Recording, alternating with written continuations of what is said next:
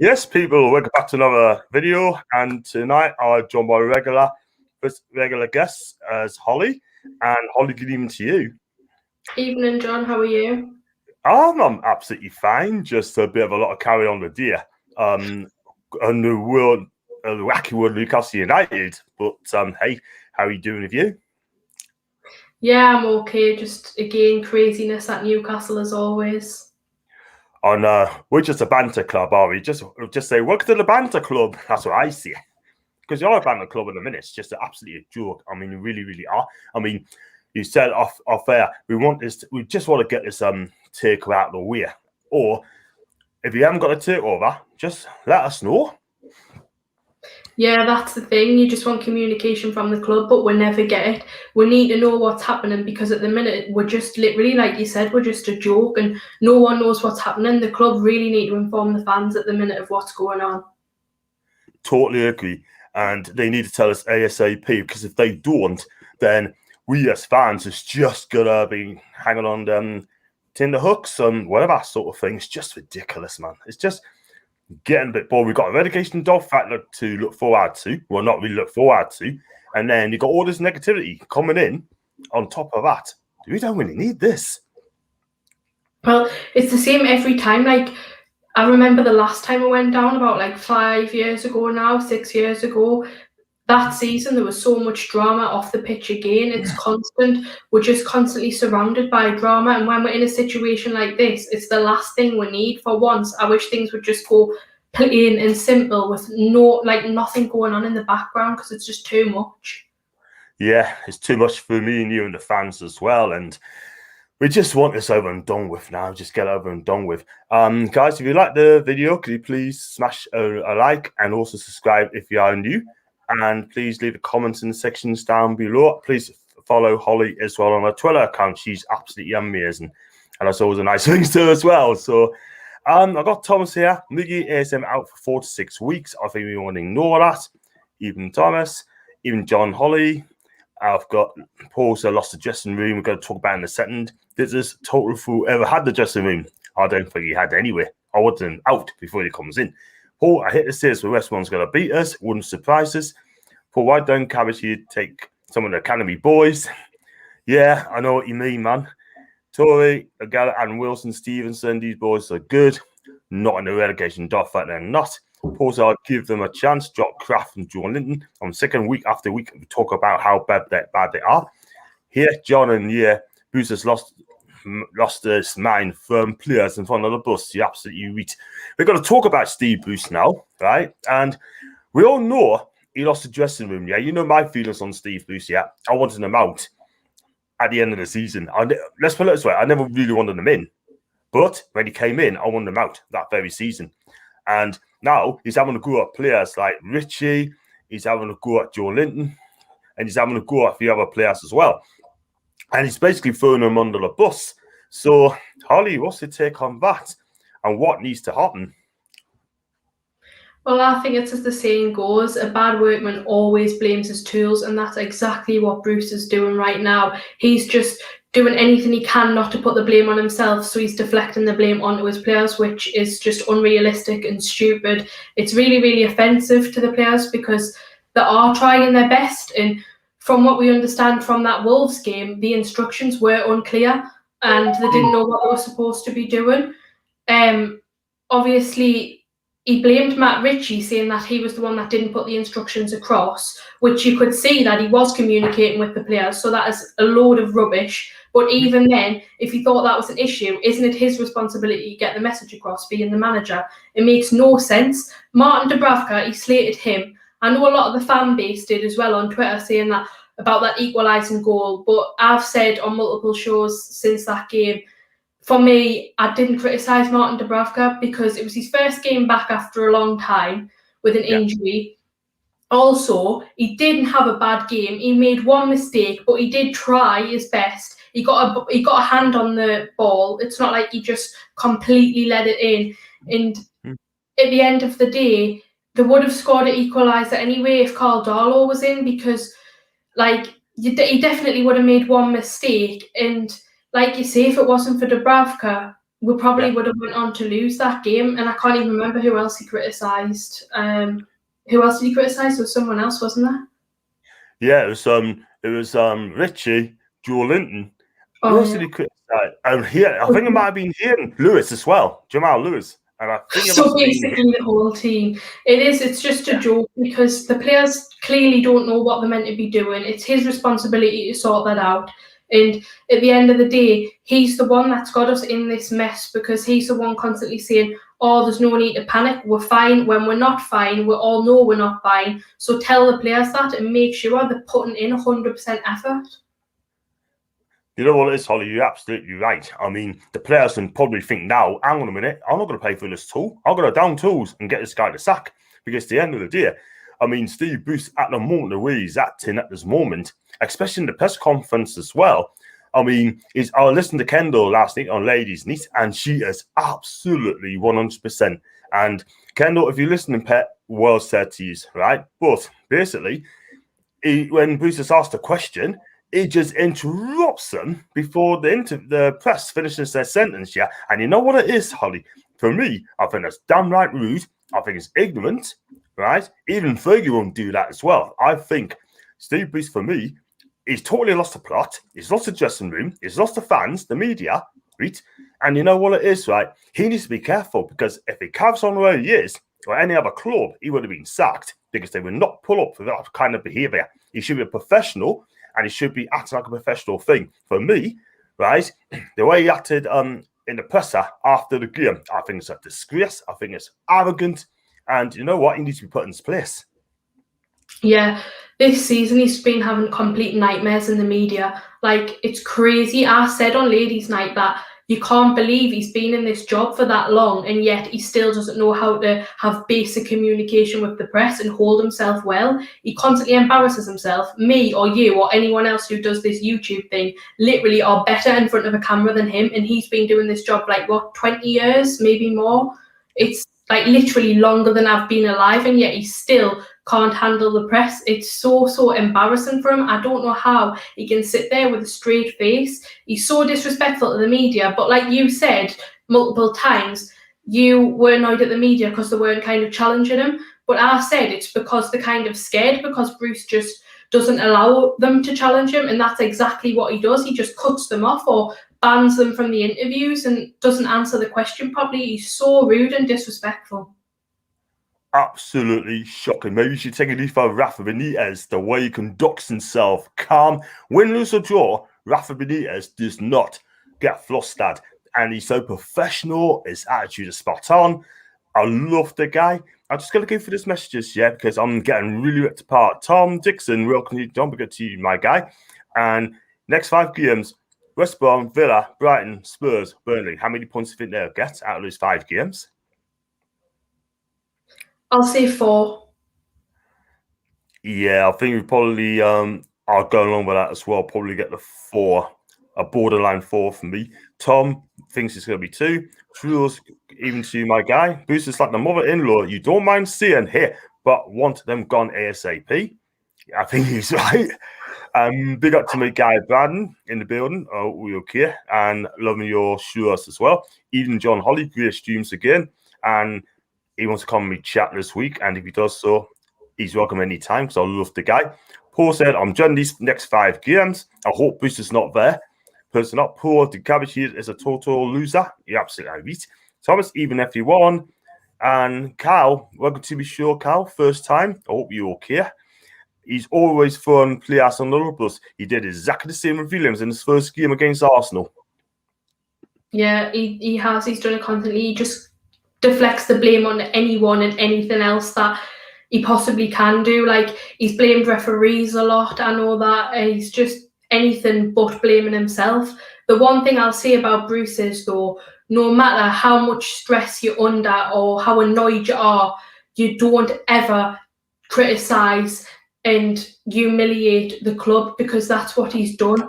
He's literally been saying that, just disrespecting Newcastle United, practically saying that every team in the league's better than we, and what can we expect? We're only Newcastle, and that's a load of rubbish. Newcastle, he should be proud to represent this club. Anyone that ever represents this club should be proud. It's an honour to represent the badge and the club. And someone disrespecting that is so offensive to everyone concerned, because you do not do that. I don't care what anyone says. If that was me, not once would I ever criticise the club or disrespect it. It's just not on.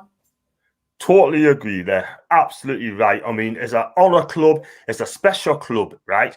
And the club, it's a massive club. And unfortunately, we've got two clowns running the club, running like a League One club anyway. Do you know what I mean? It's like Lauren Hardy for me. Do you know what I mean? But I think Steve Bruce needs to look in the mirror and just think to himself, do you know what? I've got to start listening to the fans. I've got to stop being professional, right? I've got to be kind to the press as well, And this is another thing about the press. He only asks 2 questions, yeah? He gets 2 for the written media, 1 for the Sky, and that is it.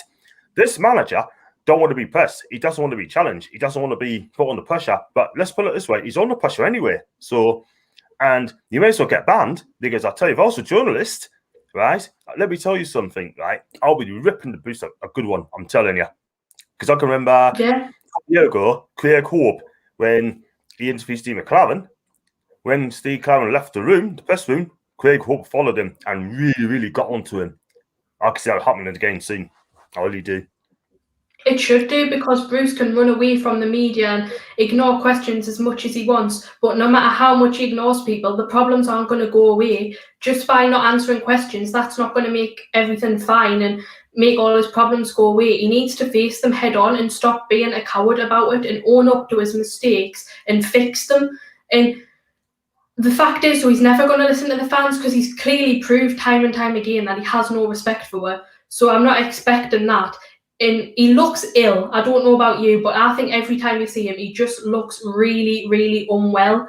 And I think for his own sake, he needs to get out of this environment, because it's no good for him. He's getting older now, and he needs to just retire and relax, because it's too much for him. You can tell he's stressed, and he can't even face the criticism. So you can't be a football manager if you're not willing to be challenged. Totally agree. I totally agree. You're absolutely right. I mean, you just look well. Even Ryan Taylor, about a couple of weeks ago, said exactly the same thing. He does not look well. He looks stressed. And we've been saying that for weeks anyway. And I'm glad you mentioned that. I've got Tom Thomas, love the picture. Thanks very much, mate. Cheers. And even John Holly, hope you both well. We're both great. Brandon, Holly, you look great. Thanks, Brandon. No problem. And Bruce is an embarrassment from Truls. He certainly is. True understatement. I've got Thomas Bruce is I know what you mean, pal. Bruce has the worst stats seen EPL started. So thinks he's charging forward on some questions because of that. He sucks talking to the press. I'll give you a stat. Holly, I'll give you a stat about 20 minutes ago, right? His record, right? I've got to go through it, right? The stats since Boxing Day 2019. Played 46 games. Lost 23. Won 11. 16 blanks, yeah? 10 clean sheets in that time. And 43 points out of 138, right? 138. Goal difference, minus 31. From today, and I hope the people watching the stream listen to what I'm about to say. From today, 2 wins from, 17. 7 wins from the last 32. 11 wins from 46. 18 wins from 64. That's your manager here now. That is their manager. And all the Bruce lovers now will read that, listen to what I said, and think to himself, you know what? We're both right. He's not the man for Newcastle. What do you think of those stats, Holly? Well, I don't even think there can be any Bruce supporters back now. If you are a Bruce supporter, I'm sorry, but you must support Sunderland or something, because you clearly don't support Newcastle. Either that or you just don't understand football, because he's literally ruining us. He's burning us to the ground. 11 wins since 2019 is disgraceful. We're literally in March, 3 months into 2021, and he's won 11 games since 2019. I don't know how he dares even walk into that ground on a Saturday. He should hang his head in embarrassment. I wouldn't go out the house in Newcastle if that was me. It's just not on whatsoever. And people that are still confident that we'll stay up with no worries, I wish I had their confidence. I want whatever they're having, because I don't know how you can look at them stats and think, oh yeah, that's fine, we'll be safe. It stinks of relegation, and he's ruining this club. You're right. Absolutely right. And I'll tell you what as well. Could you imagine, because I watch a lot of Italian football, so yeah, And can you imagine Steve Bruce getting a job with Team Milan clubs, Juve, Roma, Napoli? I'll tell you something. If you went to say Napoli, for example, he had a record like that, let me tell you something. He will not get out alive. They turn into spaghetti bolognese. I'm telling you, if he sets in the stadium, let me tell you. Well, never mind even the Serie A clubs, any other Premier League club or even Championship club, if he was acting how he is now and had the results that he does, he'd be gone. Like, how can you keep someone in a job that's just disrespecting the whole club and the fan base? Just leave. No one wants you here. You're being just vile and toxic and embarrassing everyone and yourself, so just go. I wouldn't be surprised when the fans comes back. I think he'll walk away when the fans gets back into the stadium. That means for me, I think he's an absolute coward. Well said, Holly. You're absolutely right there. Totally agree with you. That's why I never said out. I've got Jason here. Did you know I actually found out there was an actual medical condition some people where they place their own blames on other people? I think Bruce needs a doctor's appointment. Class. I've got David John here. Hope you're okay, David. Big up to you, my guy. Even John Holly, Bruce needs to go. Phone press on the bus is not acceptable. Bruce suits, he's got to take us down. He will take us down, let me tell you. And Paul says a bad record. GS said, I'm not confident in you. Another day off for the players, for Christ's sake. They should be absolutely training because they've got the most important game on Sunday and they should be training on the pitch. And yeah, this manager is giving them time off again. I know I was watching you last night on the Tomb Review doing the Four Horsemen show, and I know you were saying about they should be in training like 5-6 times a week, and I know other people were saying on the show that was too much. I agree with you. They need to be in practically every day at the minute. They don't deserve time off when they're doing what they're doing, getting paid 80 grand a week and stuff like that to literally take a club down. Disgraceful, coming to work every day because people will be working every day on a 9 to 5 on a minimum wage and they're still coming in every day. So you can do a couple of hours training every day, picking up that amount of money a week. I don't care what excuses. If they're tired, who cares? You're taking us down, get into training. Well said, well said. Wow, Holly, you're on fire, I need to tell you. You got to be on fire. You got to be honest. And if they don't like it, tough. I mean, we got a weak manager anyway. I think he's allowing them to do what they want. For me, nah, ain't happening. I got Paul said, well said, Holly. I don't even think they train 3 days a week. Well, it wouldn't surprise us. It's a total utter joke. From Paul, Dave said, we look like are destined for the championship and Stoke on a Tuesday night. Do you know what? If we get down to the championship, we're staying there for many, many years. I'll tell you what, this order and this manager will be breaking records, sort of thing. Take us down to League One. And I'll tell you something, if you get down to League One, wow, it's a possibility. And we've got Carl as well. Bruce wouldn't survive any other club. The performances, results, and disrespectful towards the club, players, fans, and staff, like Holly's saying, is disgusting. And Carl said, only reason Cashy could keeping him is either to annoy us or to keep the heat off himself. Wow. What do you think of that? Well, I think he's keeping him because he doesn't want to pay the $1.5 million like buyout clause or whatever that we've got to pay Bruce if we sack him. But like I've said time and time again, if he wants to have any chance of saving the club from relegation and protecting his investment in the fact that he wants to get the 350 million selling the club, then he needs to just fork out that $1.5 million. I know he might not want to, but it's going to have a better end result if he just pays it now. I can't believe what he allows to happen at this club. It's just crazy. It's so, you just can't believe it. And people are always saying that he's a brilliant businessman. He's just not, is he? Because he's literally watching his business investment burn right in front of his eyes. And what's he doing about it? Nothing. He's in Dubai. Wouldn't give a flying toss, Holly. Do you know what I mean? And then you got Charlie as well, being furloughed, I think. Where is he? And then you got Justin Barnes, you know, the so-called director sort of thing, a shadow director, comes out today that the takeover is on hold. I'm going to come to talk about it later on. So I've got Choose again. Wouldn't mind Ashley throwing in front of the bus and Booth driving so we can get rid of them both. Stream. If Bruce loved the club, he obviously doesn't. He would resign. I totally agree. Jason, someone gets some water on the fire extinguisher. Holly's on fire. Yeah, I'm at the point now where I'm just so frustrated because I can see this club rotten in front of our very eyes and no one's doing anything about it. They're just allowing it to happen, and it's just so hurtful to watch that happen to your club that we all love, and we can't be in the ground to voice our opinions, so we're just stuck here not being able to do anything about it, and that's just why I'm just so annoyed at the moment with the club.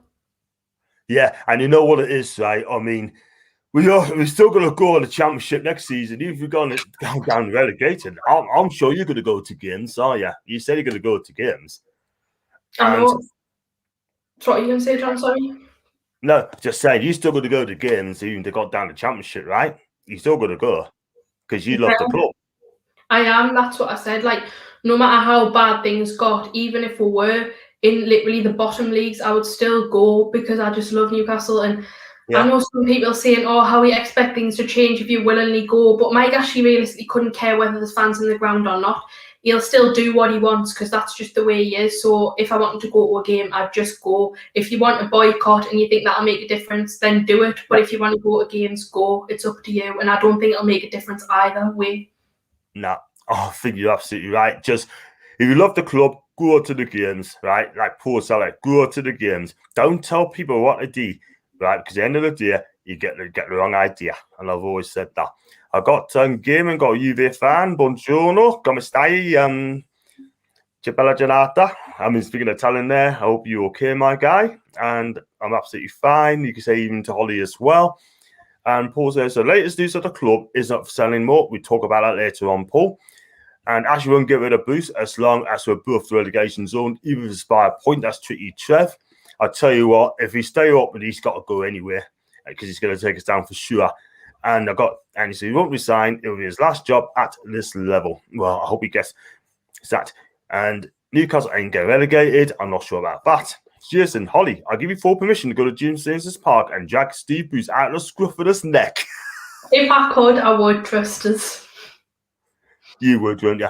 And then I've got as well, Ethan, I'm 100% going to the games. Nothing's going to stop us from going to the games. Well said, Ethan. Good for you. If you want to go to the games, you go to the games. You know what I mean? Doesn't matter where they are in the league, just go. I mean, I'd love to go there for a game, but the fact is I'm in Bristol at the moment, yeah, and the early time to go to the matches now, it's on a Saturday. But sometimes it kicks off at 8 o'clock. So I still go because I love the club. I do love the club. But I did had a year out because of the way they try to Rafa Benitez. And Jay said the club's just a total mess. Well said, Holly. And Ethan, the club is for sale. It's just on pause until our theatres decide whether to stay up in the Premier League or go to the Championship. And guys, nice Italian, John. Thank you very much. Speaking of Italian there, but there you go. Now I was going to say, so just on the wrap up on Steve Bruce, before we go on to the injuries to the players, do you think Steve Bruce will be sacked at the end of the season? No, I really don't. I want to say yes. He needs to go. Sorry, my phone keeps going off. That's nice. He needs to go as soon as possible. But if we want to have any chance of just not ruining the club, but I just don't think he will. I've said it time and time again. If we go down, if we're in the bottom three, I don't think he'll sack him because by then it'll be pointless. It'll be too late anyway. And even if we go down, I think he'll keep him on because for Mike Ashley, he'll think that he's experienced in the Championship and he could get us back out of the Championship, which he won't do. But that's just how Mike Ashley's head works because he doesn't know anything about the club or football. So unfortunately, I'd have to say no. I think he'll still be here as much as I hate to see it. I think he'll be sacked during the international break. If you don't win this game on Sunday and then we get beat off Villa, I don't know when the international break is, but he'll be gone before the international break. And that's my opinion because at the end of the day, I cannot see Ashley, and this is my personal view, I cannot see Ashley taking a chance, keeping Bruce to get this club relegated. It needs someone in and it needs someone now because at the end of the day, for me, he wants to be in the Premier League. But whether he cares or not, Holly, I just don't know. And that's my opinion. Holly, Steve Bruce is texting you. Honestly, if he was texting us, I would be having something to say to him, that's for sure. You say how it is. You say like it is, don't you? Best policy. I got Steve again. Will be sacked at the end of the season. It'll be before the international break if we get beat off West Brom and Villa. And the takeover would like to be sued by next season. And also, Ashley will sack Bruce no matter what, in my honest opinion. And then Claire, go on, carry on. Go for it. I was just going to say, do you honestly think that Ashley will sack Bruce if we're in the bottom three, or do you think he's just past caring now? Because I get the vibe that he's past caring. A couple of years ago, I would have thought, yeah, he'll sack him because he'll want his Premier League money. But now I don't honestly think he cares anymore. Well, yes or no. I mean, for me, let's put it this way. If he doesn't sack him after the Brighton game, right, then for me, I'm going to have to agree with you, Holly. Then he probably wouldn't care. He goes past caring. This is this club. The club's worth 350 million, for goodness sake, right? 350 million, yeah? And he's going to run the club to the ground. If he get relegated, right, he ain't going to get that sort of money. There's no way. He ain't going to get that money. Not a chance. I don't think he would sell it for less than that as well, so he'll be just stuck with it, and then I just think he'll let it just rot and not care about it anymore. I'll tell you what, though. I mean, I'll go back to Italian League quickly, right? AC Milan, Lazio, Hellas Verona, right? They had problems before, a couple of years ago. They had an empty stadium. Fans did not turn up at all whatsoever, right? The atmosphere was absolutely shocking, right? And then after that game, the president decided to sell the club to new owners, and they came back. If you not want it, they let you know about it, and they let you know about it very, very quickly, sort of thing. Like, you know, obviously I lost a lot of Italian football, so I knew a little bit, like, you know. So, but I can't see it's going to be an empty stadium at St. James's Park because fans will just keep turning up. Yeah, it could. Well, I'm not sure because I think initially when we're allowed back to games, there might be a few people there because people would have missed it since we haven't been for, it'll be like almost 18 months, I think, at that point, maybe longer. But then I think after the novelty's kind of worn off, you'll see people dropping off and less people going because a lot of people don't want to spend their weekend and all of their hard-earned money watching this club that the board at the club don't even care about. So I can understand why they wouldn't want to go. I can as well. They can't be bothered, but I totally agree. And also, they're going to lose a lot of younger generations of fans. I mean, if you had, say, you had a young kid sort of thing, he was 5 or 6 and they want to go to football, would you want to support Newcastle United? And you actually probably not. They want to support a successful club like Man U, Liverpool, Chelsea, Arsenal, Spurs, and just that, really. But you're right. I got Claire. Good evening, John Holly. Hope we have a great evening. We are indeed, Claire. Holly's on fire, Elite, like Steve Bruce. Wow. Never seen Holly like that in my life. But this is like an unsolid passion. So, and even I'll give Steve Bruce next 3 games to get 4 points plus. Anything less than that, he'll be gone. I would like Jones to take over. Okay, cool. Jason, I have a horrible feeling that the back of me heat that Bruce being a championship manager, we get relegated and Ash will keep him on. If they do, I guarantee you they get an empty stadium. That's exactly what I think. Say again? That's exactly what I think, what you just said. That's what I think he'll keep him on because he's a championship manager, but it'll be shocking if he does. Yeah. And I'll tell you what, though, I don't make me think twice about going there to watch this kind of football. So even though I want to come back. So for me, he better keep us up. That's all I'm saying. Jay, surely Ashley's got to protect his investment. Holly said that he probably wouldn't care. Jay ever said Bruce couldn't even manage Accrington Stanley. Do you know what? He'd be better off playing Blythe Butchers. I'm not one of J words yet. Do you know what? I should have put John Linton on the name over there, shouldn't I? You'll have to do it for Friday's show. Yes, on the press conference reaction. You'll be running it soon. And even St. Just will never be empty. Most of the fans want to grow back and start because they missed it for so long with COVID. Yeah, I know they'll come back. If they want to go back, cool. I respect them. Jason, fans turn it up with the positive for me and all of us. Keyboard warriors can finally force our head towards Bruce so you can finally listen to us. I got Kyle as well. We need to take the fight back to Cashley after the pandemic is over. Protests at all his heat offices and warehouses, destructing his businesses. Paul, David, Bruce couldn't manage our allotment. Cool. And Benno, hope you're okay, my guy, working in the building. And I've got Evening John Holly, facilities in Newcastle and Mendes. I generally think so. Local non-league sides has better training and recovery facilities. That wouldn't surprise us, Holly.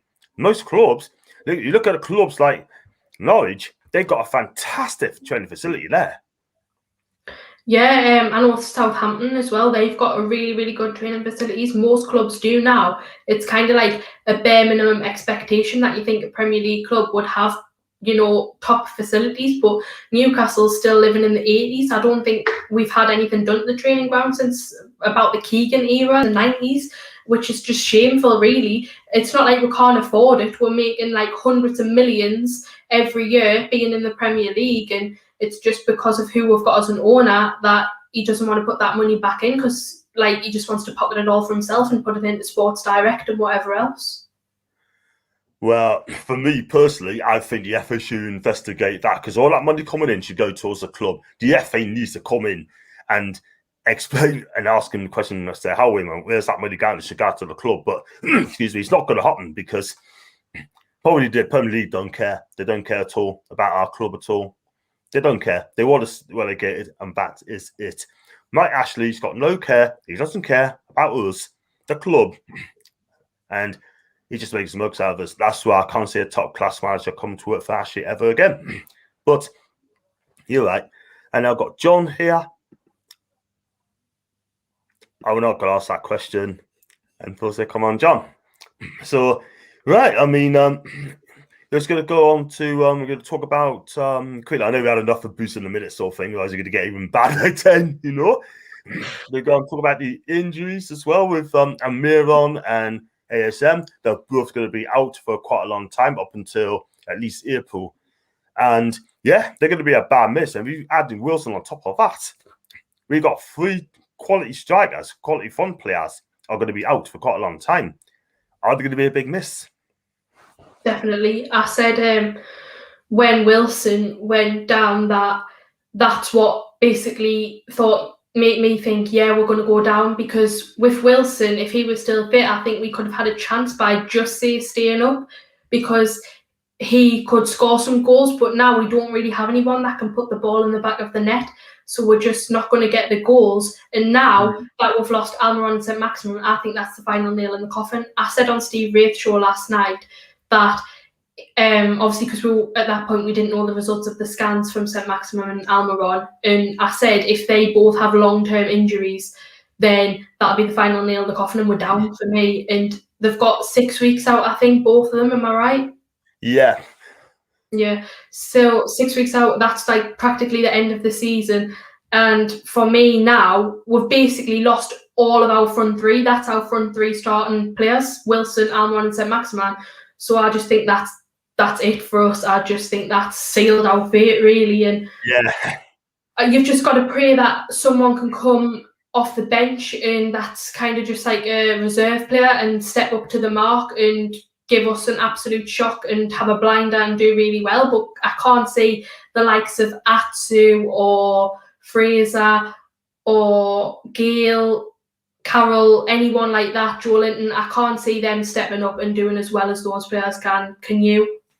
Definitely not. I mean, Fierce has been a huge disappointment. I'm not going to lie. I think Fierce has been a big disappointment this season. I really, really do, because I expected a hell of a lot more from this guy. I mean, okay, he did an assist on Saturday, but he needs to do more and more and more. Simple as that.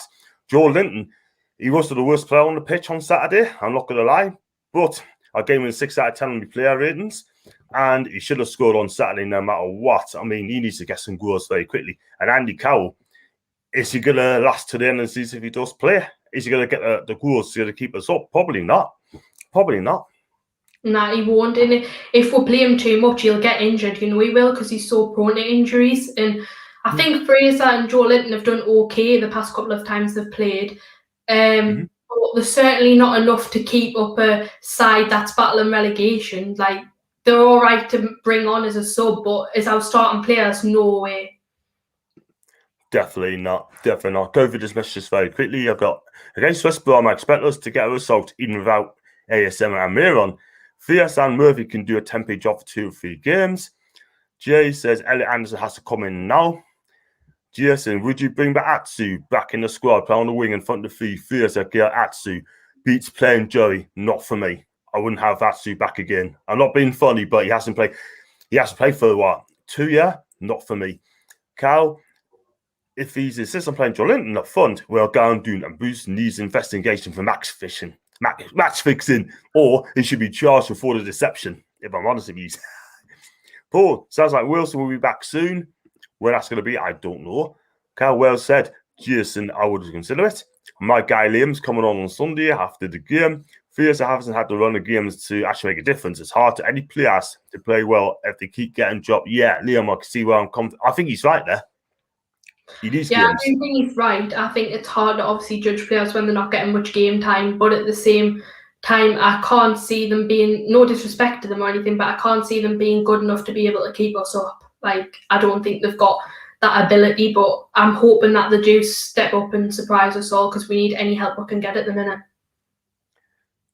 Yeah, you're absolutely right. I mean, thing is, so if you just give him a marks out of 10 for first this season, half term, how many marks would you give him out of 10? 5 probably. I think he's just been average. He's had a couple of games where he's looked good, but then he's had a lot of games where he's looked poor as well. So averaging it out, I'd probably say 5. But then again, it is kind of hard to rate him because we haven't seen a great deal of him.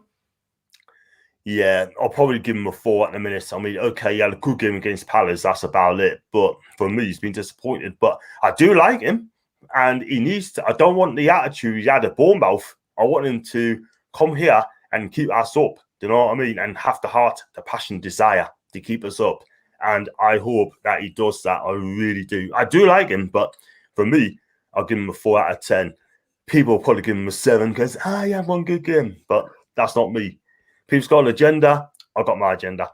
Benno, VS has been disappointed, I agree. But I think he gets a run to 2 or 3 games. Sure he can do. You know what? He's got his chance. I really do think he's got his chance. And Johnson wrong with Mambo's song. I don't know if you've heard of the Mambo song.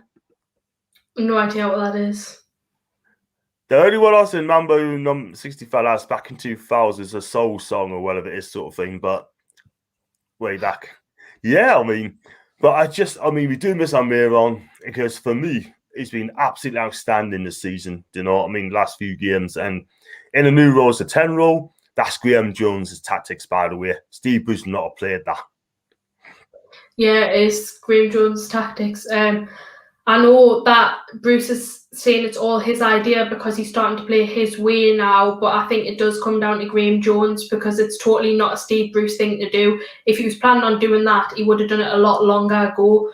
But I'd like to see Bruce put more trust into Graham Jones and let him kind of take over a bit more with the next games because Bruce is clearly struggling, so he should just accept the help that he's got there in front of him and see if he can make a difference because at the end of the day, it might be a bit embarrassing for him, someone else kind of doing his job. But if it means we stay up at the end of the season, it's worth it. Yeah, I totally agree there, you know. So, yeah, totally agree. Are you going to love this one? I mean, you say you gave Fraser 5, I'd give him a 4.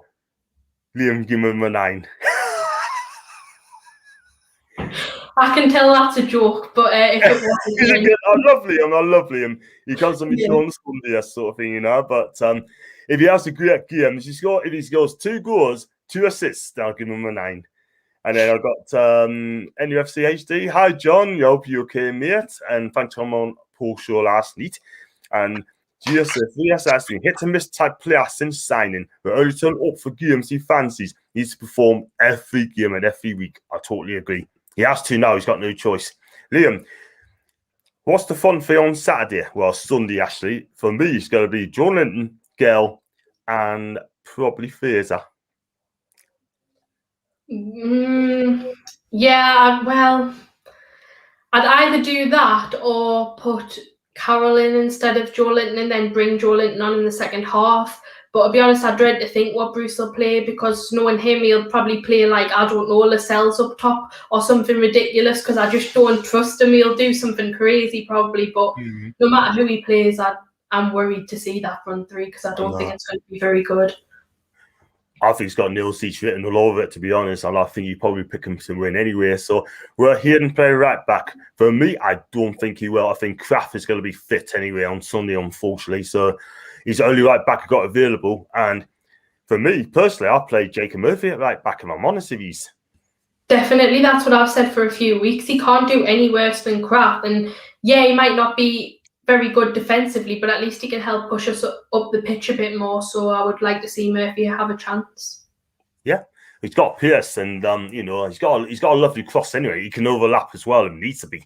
So yeah, I've got Ben again. I like to see Elliot Anderson play, give him a run against West Brom, see what the lad can do. I think he's being involved. I don't think he'll start, but I think he'll probably play as a sub. John said, John, do you think the takeover is going to happen or is not going to happen? I'm going to comment on that one in a minute. Because according to Luke Edwards, sort of thing, saying something different. Got Liam, so if you play Carroll, you need Fierce and Murphy as they can cross the bar in. I think I agree with you, Liam. And Jason, of course, John, pick Joey.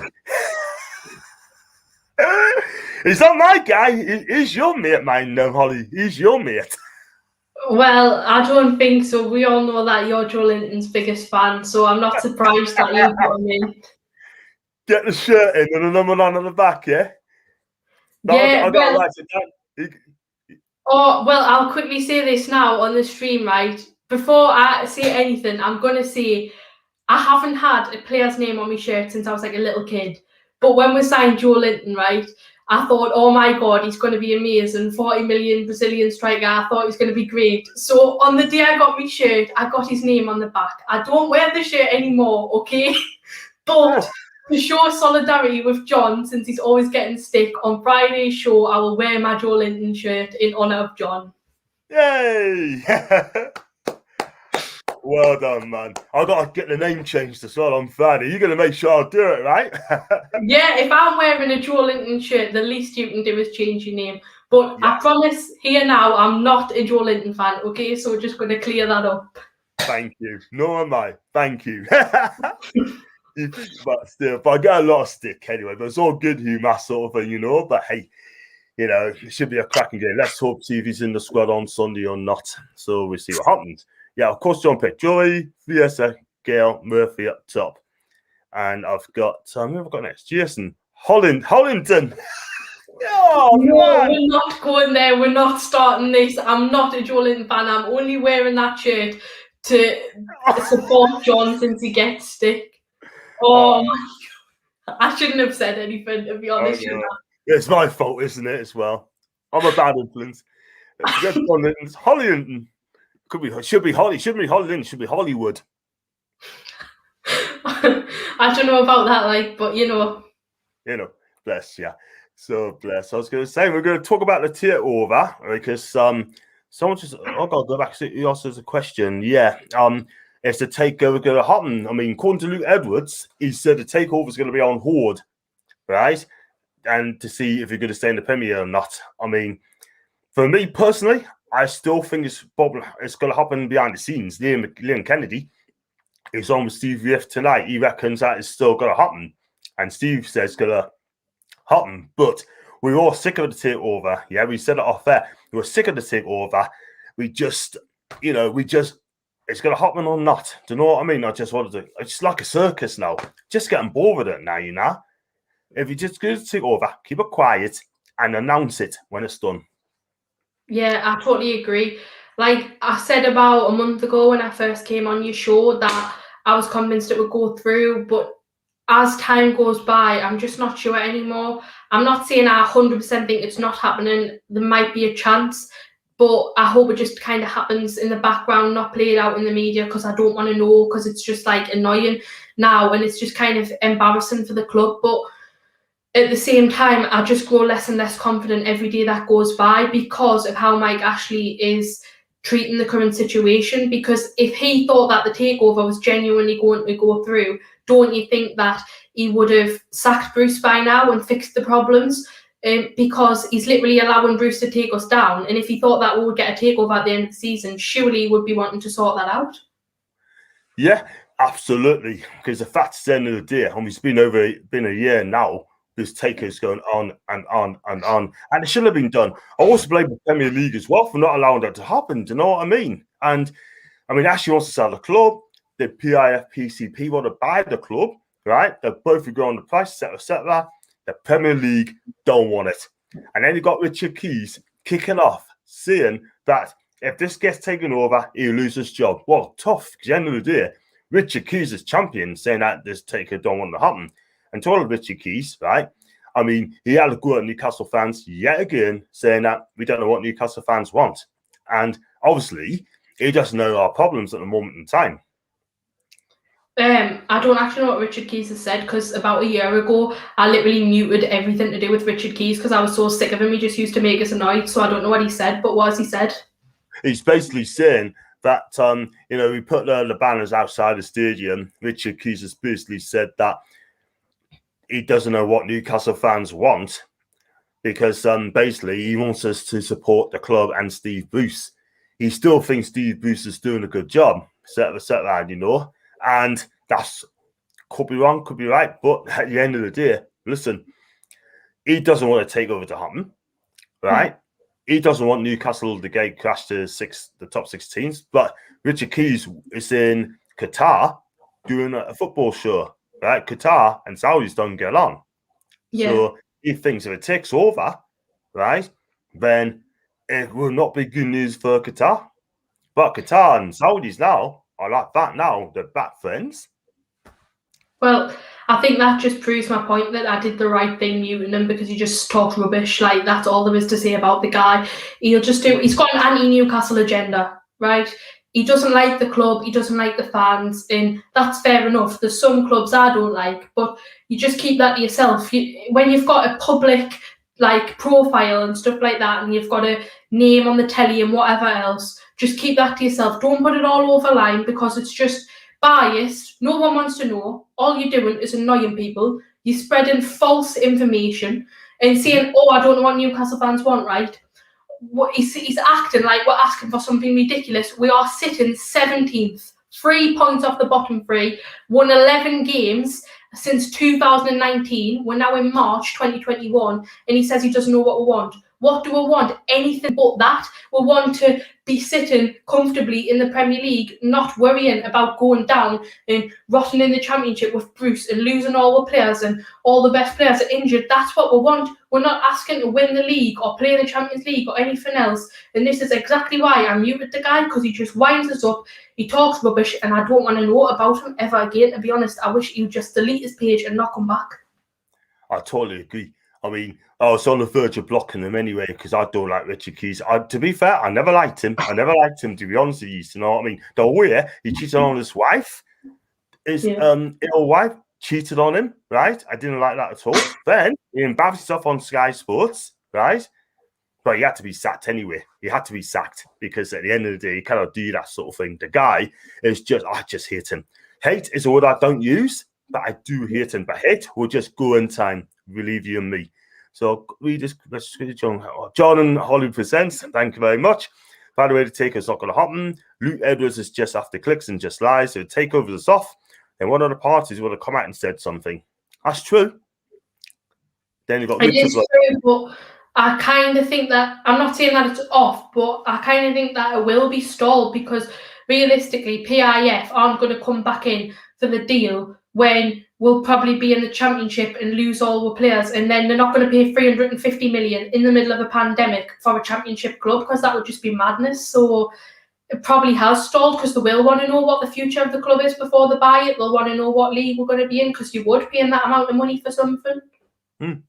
Totally agree, man. And it's just he's not going to get that money. It's absolutely nowhere. And Ashley's just want to run the club doing. And again, a lot of people said to us at work and said that hope Newcastle lose the first 10 games in the Championship sort of thing, and then we see what we actually will get. But I hope not. I don't hope so. I don't want to. I said I want to win every game. That's what being the fans about. So I've got Angel of the East, even everyone. Hope you're okay. I've got who have I got next? Andy Ruda. He came on my show on Sunday. Bristol City fan. And he's a fantastic lad. And so, Luck John's Paul's wife. start getting so luck. Jones, Paul's wife, can do such incredible logos, brilliant logos. Thanks very much indeed. I mean, he's absolutely amazing, that guy. He really is. Don't you agree, Holly? Yeah, I do his Thursday night show with him, and he's really nice, and I love doing his shows. So I always look forward to doing the Thursday show. Sure. Keep doing it, because at the end of the day, I think he's a great guy, and he does some good things. And I got Liam again. The Premier table never lies. He's absolutely right. John said, if we get relegated, do you think the fans will stay away from the ground? That's the only way we would get Mike Ashley to sell up. For me personally, look, if you want to go to the ground, if you want to go to the stadium, you go for it. Please go for it. Don't let anyone tell you, do not go this, do not go that. Personally, right, if it happened in Italy, they have an empty stadium, no doubt about it. But for me, the fans are still going to turn up no matter what, because they love the club. Holly's one of them. I will be as well. Paul are definitely gone. PD Powell could go. Sharky will go. And they all go. But what do you think, Holly? I don't think that boycotting would get Ashley out, because I think we've tried to do it so many times across the years and we haven't been that successful. I think the fan base is just too passionate. We can't bear to miss a game and we don't want to boycott. But I don't think Mike Ashley would care that much if the fans boycotted, because at the end of the day, the match day revenue is a lot less than what he makes from TV rights and stuff like that. So, and like I said, I just think you can tell by the way he's acting now, he's not doing anything to stop what's happening. I just do think he's past caring. So I don't think no matter what the fans do, I just think Mike Ashley couldn't care less. Nah, he just, for me, I just think he's like Bruce, arrogant, two-faced, doesn't give a care. All he thinks about is him and the money. My mum hates the word greed. She hates him. She does not like Ashley at all whatsoever. My mum's 84. She cannot stand him. Do you know what I mean? I agree. I think your mum's right. Yeah. Very, very true, man. She says it like it is. I can't even win against her anyway. But still, I've got, like I said, John gets relegated, blah, blah, blah. I've got Jason, Holly's range, blood pressure, meat has broken. Calm down, Holly. I see the steam coming out of your yes. I'll tell you what, I'm a bad influence, am I? No, it's just like I normally try to just like stay calm and stuff like that until the worst happens. But at the minute, you can just see what's inevitably going to happen. And it's not the fact that we will go down, because I think we will. That is annoying us. It's just the fact that no one's doing anything about it. No one seems to care. That's annoying us. It's just like, oh my God, how can you let this happen? I know. But for me, if we get relegated, I'm not gonna lie. If we get relegated, I can't have any complaints, because this has happened for a long, long time. I did say at the end of the season that give it a boost now, give it a boost, right? Get someone in, yeah. Because I said to you the other week, when we come back in the Premier League, finish 10th, then 12th, then 13th, we're now 17th. We haven't progressed as a football club at all whatsoever. Can you see where I'm coming from? Yeah, I know, like, when you think about it, like, when I was born, we were, like, in the top 6 playing European football. Then Mike Ashley took over when I was about 2 or 3. And since then, you've just seen a decline, just constantly getting worse and worse and worse as each season goes by. So it's just the inevitable, really. It's something that you could expect from Ashley, because that's all we've done for the past 14 years, just go downhill. Yeah. Absolutely. And we're supposed to be a big club. I mean, we get 52,000 sellouts when we do really, really well. We haven't won a trophy since 1969. For me, if we got promoted, if we got relegated and we got promoted, right, I'm not going to celebrate. I'll say, okay, cool. Get back in the Premier League. But would I be going out on the parties? Probably not, because you should never got that football club should not be in the Championship. It should never be in the Championship. No way. It's like Everton and Man U and the top 6 clubs getting in the Championship. It's not right. We should be having a go at these teams. You should be competing. Do you know what I mean? Fight for the European football, for European places. You know what I mean? Go for the Europa League sort of thing. Fight for the top 8. But that ain't going to happen on Ashley. There's no way. Definitely, even like not even as dramatic as playing in the top 6 or whatever, just showing any type of ambition, having a good cup run every other season, getting to Wembley, or even just if we climb the table one place each season, it's something. It shows that we're moving forward and in the right direction instead of what we're currently doing, where we get worse every year. Yeah, it's just getting worse. It's just getting worse. You know what I mean? I mean, when the new season comes about, I think, wow, new football's back, yeah. But are we going to enjoy it though? That's another thing. Well, watching Bruce ball week in, week out. I mean, last season I did practically like every away day. I only missed one when I was feeling ill. And I had some good days, but most of the time it wasn't down to actually what I was watching on the pitch. It was just down to a good day out with other people, friends, family and stuff. But the football, most of the time, I can count on one hand how many games I actually enjoyed watching. All the other times, it's just been absolutely mind-numbingly boring. Yeah, it certainly is. I can't look forward to Steve Bruce at all whatsoever in his football sort of thing. I mean, I want to see Newcastle fans has been brought up to see a brand of football, attacking football, like the Kevin Keegan days, the Sir Bud Robson days, yeah? Even Glenn Roder. Do you know what I mean? Rafa, I can accept because it may not be pleasing on the eye, but we do get results and we do keep it tight at the back. And that's the most important thing on the Rafa Benitez. Do you know what I mean? So I just read this out quickly because I'm going to lose the message. Richard Keys, I don't even think he doesn't know what we want. I think he knows what we want, but he talks crap and get more engagement and media attention for themselves. He's absolutely right. Well said, Benno. Totally agree, man. Liam, we never stay away.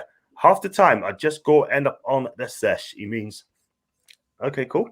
Yeah, some people thrive on greed. That's like Ashley. Paul, I took at St. James's with, I'd look at St. James's with all disposed to that crap and makes him sick.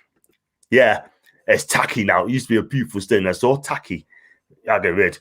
Liam, annoying thing is, we probably have a better squad on the Bruce than we did on the Rafa. Unfortunately, Bruce cannot get a tune out of his players. He's lost the players anyway, Liam. I think we both know that. Holly, you're a member of the press. In an interview, when we see Bruce, and you're allowed to ask one question. What would you ask him? Jason, good question, man. To be fair, I probably wouldn't get a chance to ask because he cut us off halfway through like he normally does. But realistically, I don't know. I'd have to think about that one. I'd probably just say you're on about like playing your way now and you've got an idea of how you want to play. Can you please state in black and white exactly what this idea is and how you're planning on keeping us up this season and avoiding relegation? Please explain. Because I don't understand. No one understands. It's only him that can see this vision that he has. Because all of the fans and everyone else, even the players, they've got no clue what this vision is. I think it's just all in his head. He's making it up. He probably doesn't even have one, so he couldn't answer. False tens there. False number 10s. I know. It's just he makes up his own stuff, like, and saying that he doesn't really believe in tactics and stuff. I mean, have you ever known any of the top class managers, likes of Bobby Robson, Alex Ferguson, Kevin Keegan, people like that? Have you ever known them say that they don't believe in tactics? No, you'd never hear that. They always, pick their tactics around the team that they're playing to suit that style so they can get a result out of the game. So I don't know how you can't believe in it when all of the most successful managers have always used tactics. Yeah, you're right. I mean, the guy is just a dinosaur. He's out of the staff at this club. I mean, he thinks he's still playing football in the 90s as well. We're not. We moved on to 21st century football. You got better coaches, right? You get better, setups as well. They go around looking at other teams. Like, I'll give you an example. Like Marcelo Bielsa, at Leeds, right? He went to Derby and he style on the players. I know it wasn't great, but he still had a look at them, right? Found how they play. And if you go in European clubs as well, especially in Champions League, go up to a match on a Saturday and look at their opponents and check out how they play. And they go back and tell the coach sort of thing what's going on. Steve Bruce is absolutely clueless. I don't think he's played in Europe, Paddy. Has he ever been in European competitions? I think he might have. I don't think so. I think the closest he got to Europe was when he managed Sunderland, but I don't think he's ever actually got there. Nah, they weren't far away. They were not far away. And I can remember that sort of thing. Sunderland fans hated him as well later on before he got sacked. And he also said that managing Newcastle is not his dream. as well. I don't know if you heard that. It's not his dream when he was at Sunderland. And then a couple of seasons later, here he is, managing our club, and he's making an absolute mess of it, isn't he? Yeah, well, I don't know if you can remember, it was a long time ago, like I think it was like 2012 when we beat them 5-1 at St James's, and everyone was singing like cheer up Steve Bruce, and then literally 9 years later he's one manager. Like, you couldn't, if you told us that then, we would have said you're talking rubbish, you're lying, but then here we are with him here and he's absolutely ruining it. Yeah. He's told not to come to Newcastle. He's told by Alan Shearer, do not take the job on, because at the end of the day, if you're a Newcastle fan, you will not take the job. And he didn't even listen to no one. He came to us because it's a dream job. And in a minute, Holly, the job has turned into an absolute nightmare. It is, but about when he was at Sunderland and he said that it's never been his dream to manage Newcastle, I don't think it takes a genius to work that out. I think you can all tell. We all know he's a Man United fan, no matter what he says. You can tell he couldn't care less about Newcastle. Like, I don't know if you've seen that clip of him back in the 90s when he was watching Man United v Newcastle at St James, and he said that he wanted Man United to win. So that's all you need to know, really. He doesn't care less about Newcastle. Just because he's from the area, it doesn't mean that he's got any type of connection to this club. Yeah, I've got a new nickname for him as well. Steve Excuse. Not Steve Bruce, Steve Excuse. Because he always makes up excuses, doesn't he? You know? I mean, that's what I'm going to call him, Steve Excuse. Or Pandemic Excuse. That's what I was calling him. Yeah, but what an absolute bell. I got two times at Benno, NFC. Are you using Developer Stream? And I got Benno say, yeah, bro, to talk. And he said, yes, lads. It's good to chat to other people in the chat as well. I think that's great. I've noticed that. I mean, Thomas is the master of that. And Paul, I've asked Bruce why always defers to blame it away from himself. Well, I think we all know that answer, because he's incompetent and he knows that he can't do anything about it, so he doesn't want to take the blame, so he just tries to use any excuses that he can find because he's not good enough. No, he's the worst manager in Newcastle's history for me. And I got Liam again. What is Bruce's worst decision? Mine's is 5 at the back against Sheffield United. We played, when I looked at the lineup against Sheffield United, and we played 5 at the back. I was doing a watch along that day with Sharky. When I looked at that team news, I thought, my God, he ain't going to play 5-4-1 against the worst team in the Premier League. And he still beat us. I know, and then it was so embarrassing. And then a few weeks later, we played one of the better sides, and then he played a 4 at the back. So I couldn't understand that whatsoever. But I couldn't even name what Bruce's worst decision is, because he has that many. To be honest, his worst decision was joining Newcastle in the first place, because he should never have came here. You're right. I mean, welcome to the banter club. Because you are a banter club, and that's all I could say, because Bruce is making us into a banter club. But you're right. I got Benno again. Bruce's worst decision for me is taking a Newcastle job. I said that all along. I wanted him out before he ever came in the door. I'm telling you. Do you know what I mean? Because he ain't my manager. He's not your manager. You know, he's, for me, I think he's an absolute jerk. I mean, I begin to hate that guy. I think he's arrogant. Do you know what I mean? I got G again. Sav is right, John. Bruce looking for his payoff. I knew that as well, man. You knew he was looking for a payoff. Look for a payoff. That's what he's looking for. Definitely. You know, I got Geordie here. I hope you're okay, Geordie. I hope you're having a good day. Even if Luke Edwards' tweet is true about a takeover coming to suppose halt until PL safety secure, do you think the club has finally realised the mess that Bruce has got into? I'll say yeah. Even if they have, though, they've realised too late yet again, because I don't know what your thoughts are, John, but if we were to sack Bruce now, 1, who would we get? And 2, when we did bring someone in, do you really think there's a chance they'd keep us up? Because I personally don't. Do you know what it is now? It's just come to a stage now. I think it's going to be too late. I'd rather keep Graham Jones in until the end of the season personally, right? See what he does. But the one I wanted in is at Bristol City now. I think there's a guy called Andrew that comes and be chat. He must be laughing his head off. He must be laughing his chops off now. Nigel Pearson. He's gone in there. He's won 2 wins straight. 2-away wins straight. We have missed an absolute trick not getting Nigel Pearson. Because I'll tell you something. If he came, I'll guarantee you one thing. He'll knock these players in like shit. I'm telling you. He'll make Joe Linton a better player. I can guarantee you. Right? He'll get the back 4 solid. Yeah? He'll play a 4-2-3-1. Look what he did with Watford. He nearly kept him up. Yeah? He nearly kept them up, and he sacked him the last game of the season. Yeah, he could have been a good shout. I think I'd take a lot of people over Steve Bruce. To be honest, I'd even rather one of the fans manage at this stage because they probably know more about the club and care more than Bruce does. So honestly, just anyone. But for me, I think there's only one man that could save us. Who we all know who I'm going to say, Rafa Benitez, but it won't happen. So it's pointless even talking about it. But for me, he's the only person that could save us now.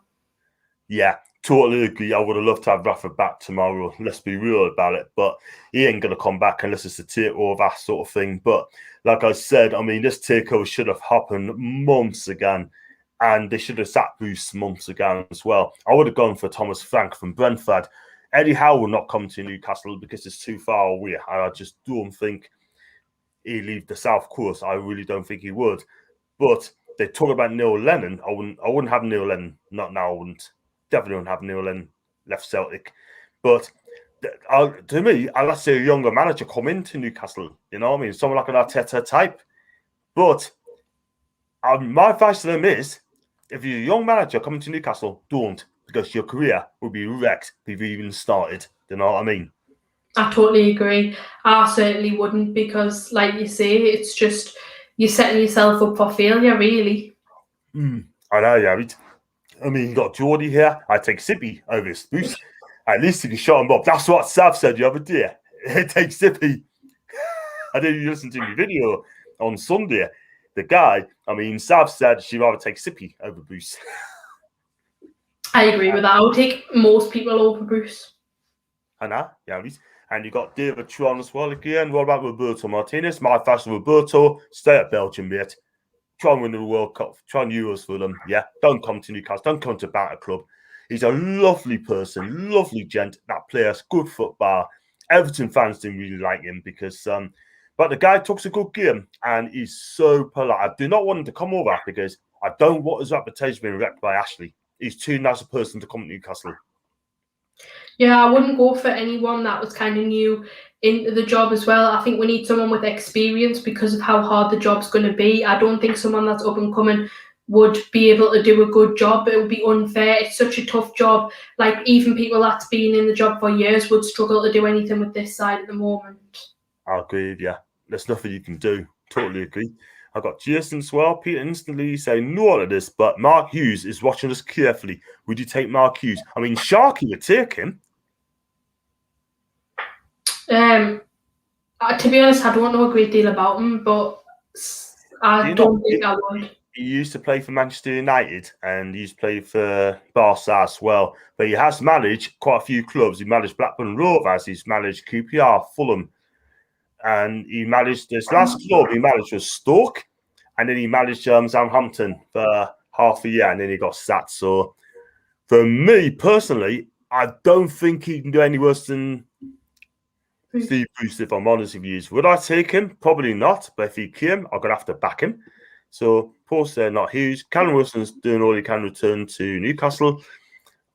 Ben also, all I think Newcastle fans want to have is a squad like we had in 2011-12 season. Ben Arthur, Cisse, Bar, Golo. We finished 5th that season and everyone's buzzing then. If we had Papi Cisse beginning of the season, not middle of January, we'd have got top 4. That squad back then were absolutely tech apart. The one we got now. Could you imagine Ben Arthur against Jamal Lewis? There's only one winner. I know. Yeah, I'd love another season like that, but I don't think we'll get one anytime soon.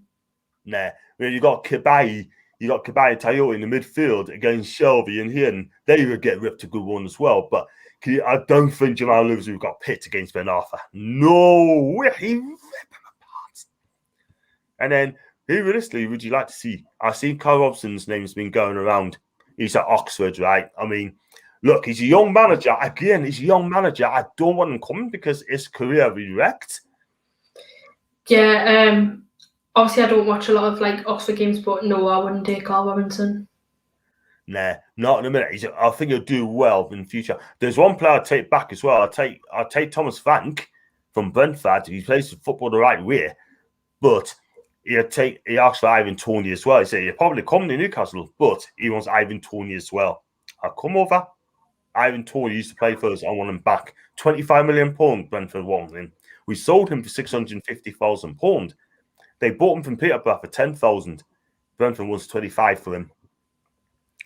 I know, yeah, he's done really well. Newcastle do this all the time, though. We have like good, young, talented players, and then whenever give them a chance, get rid of them, and then they go on to do great things, and you're just kicking yourself. Like, why didn't we just give them a chance?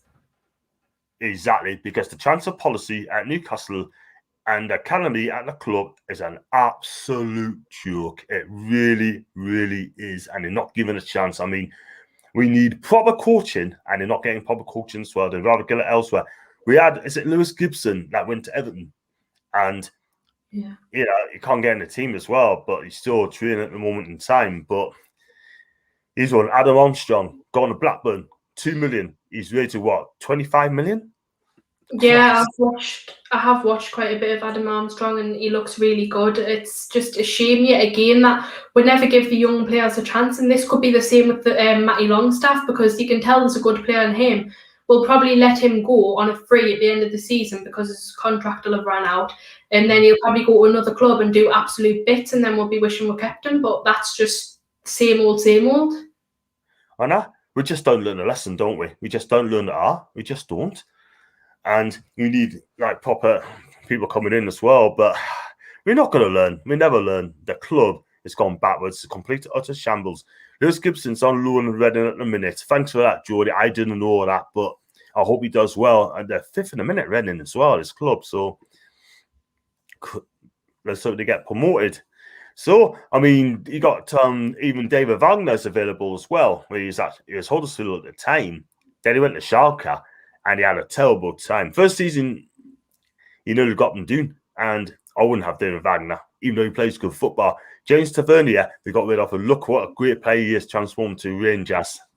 Right back. Yeah, all the time. The club don't learn their lessons. But this is even stems back to before the Ashley era. I think we've always had a problem with the academy, because when you think about it, we used to have Alan Shearer as a youngster in the academy, and then we'll let him go, and then had to pay a record-breaking fee to get him back. So it's been something that we've done for years and years, just let the young talent go.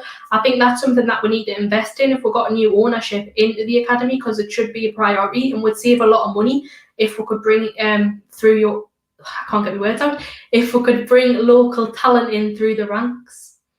Yeah, absolutely right. I mean, they got Steve Bruce back as manager, which I didn't want. They got Andy Carroll back on a fee. I'm sure they've been Ivan Toney back. I have that guy back tomorrow. There's something I love about the lad. Quick, powerful, speed, good both feet, scores. And he got so many assists as well. I don't know if you saw Dan Barsley as that, or if he's out on loan. He looked promising when I seen him play. Benno, he's at Rotherham. I think he's on a permanent. I think he's went there for something like £300,000. See, another lad's gone as well. He's doing okay, but Rotherham's in the bottom three, and he could get relegated this season. But at least he's getting games. Yeah, well, that's the thing, is that a lot of the youngsters never get a chance at Newcastle, so they always leave, even if it is to go to a much smaller club. And although they might not be doing great things, at least they get game time, which I suppose is what you want as a young player. Yeah, you're not going to get to Newcastle United, and I hope we keep this Elliot Anderson as well. We need to give him, play him as often as possible, because he'll get a game on Sunday. Where it's going to be, I think it'd be from the subs bench. So, yeah. So we got West Brom on Sunday. Touching on that, and it's at Hawthorns to kick off 12 o'clock at Amazon TV. And how do you think we're going to do? And what sort of tactics do you think you'll play? I think it's going to be hard for Bruce to put a team out. So depending on what he does, I'm not going to criticise him too much, because of how much injuries and stuff we'll have. It will be really hard to pick a side. I hope that he plays more attacking, probably a 4-2-3-1 I'd like to see. Or maybe two up top, because I think maybe doing Carroll and Gale up top might be quite good. But although I've been negative throughout the whole thing, and realistically I don't think we're going to win, but I'm going to be positive and let my heart make the decision, and I predicted a 2-0 win. I know it's not going to happen, but I'm just going to be positive for once and say that we'll win 2-0, because realistically, if we don't get a win in that West Brom game, then that's it. We're done. Yeah, we've got to win that game. If we don't win that game, then I think CP should be sat there and Ben. Because I'll tell you something, we're not beat Villa at home, and I just think you're struggle against Brighton. If Lamptey plays for Brighton, I think you're going to struggle. Because I don't know if you watched that first game where they got beat by 3-0. Lamptey. Yeah. Brighton. He was absolutely. If his marks out of 10, how many marks would he give him? That game. I don't know, but he was really good. 10. Just in that 45 minutes alone. He was absolutely amazing, that guy. And I'll tell you something, ASM did not have a clue against him. He did not fancy it. People, when he went off after half an hour, they say he was injured. For me, and I posted a tweet on it, I said he did not fancy the challenge against him. He ripped him apart that day. He was absolutely top class, top draw for that game. And if there's a takeover, if we had a takeover, I'll get that guy up here, whatever the cost. I would. Yeah, that's what I'd like to see us do. Like, try and get players that play for kind of smaller clubs and they're not as kind of high profile. So we could try and like build up the squad, because obviously we can't just go out and buy like all the top talents in the league. So we'd have to try and get some more up-and-coming players. Another person that I'd really like to see us get, but I don't think we would, is Jack Grealish, because I think he will be absolutely amazing in a couple of years' time. Yeah, for me, Jack Grealish should be our player of the season. I mean, he's not Kevin De Bruyne, but I tell you something, he's on that par. That guy, Grealish, top draw, and he's had an amazing season. Arsenal fans, what he's done to them all the time, they just cannot stand him, but he's an amazing player, him. He'd be worth 80 to 100 million pounds in the future. Jordan again, West Brom's on a massive game for both sides. I hope that we can get all the 3 points, but not confident they are. Yeah, who's going to play on injuries? Jordan, Gale, Fraser, Murphy, Gale, and Fraser. It's going to be Julian for me. I was going to say Julian, Gale, and Fraser for me. I think Murphy be at right back if Kraft's not fit. Man City 0, Wolves 0. And William, welcome to me, chat, my guy. Hope you're okay. Who's a player that Newcastle can afford to bring them back for a top 10 team?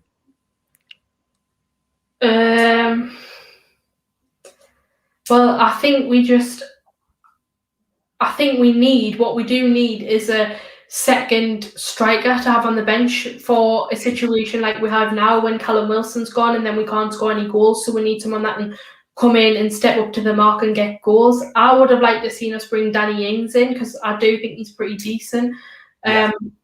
So probably Danny Ings. I know he's not like world class or outstanding or anything, but I think he could do a good job. Yeah, I mean, he had 2 bad injuries, didn't he? The past couple of years, sort of thing, and he's just comes back all the time. The guy's decent. On his day, I think the guy's absolutely top quality. He's a top quality striker. It's all about him going to England as well, like, you know, and the Euros as well. But I think he's like injured again, isn't he? Sort of thing. So, but he needs to get some games on the spot before the Euros, or you're not going to make it. So, yeah, Danny Ings will be one of them. I mean, I'll go for that young lad, banned from Arsenal, the young lad on the season on loan. I think he'd be decent. Bangaran. I think it's Bangaran, what his name's. I'll find out for you, but he's in the Arsenal reserves, and I think he came from Brentford, could be wrong. So, and City won it up for anyone that wants to know. Then Doncaster got on goal.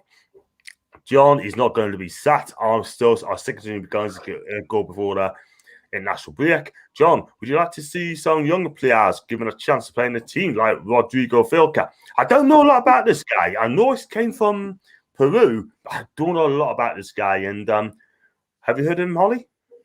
Yeah, well, when he first came to the club, I read up on him and stuff, and I know he's a good friend of Alan Saint-Maximin, and I think he's had quite a challenging life and been in and out of, I think he said that he was playing football as well as doing a bricklaying job, I think, so he's been through quite a lot of experiences in his life, but by the sounds of it, he's really, really determined, and Saint-Maximin thinks to seem that he's a very talented young player, and I've heard all great things about him. So when we're in a situation like we are now, I'd like to see him given a chance, because at the end of the day, if he does bad, just take him off. We can't know if he's good or bad till we give him a go. And up until recently, I didn't want to see the youngsters brought in, because like I said to you, I don't want to see youngsters in who are unproven when we're in a relegation fight. We need the best players on the pitch. But now that we've lost most of them, we may as well bring the youngsters in just to see if they can do something, and we might discover a new hidden talent.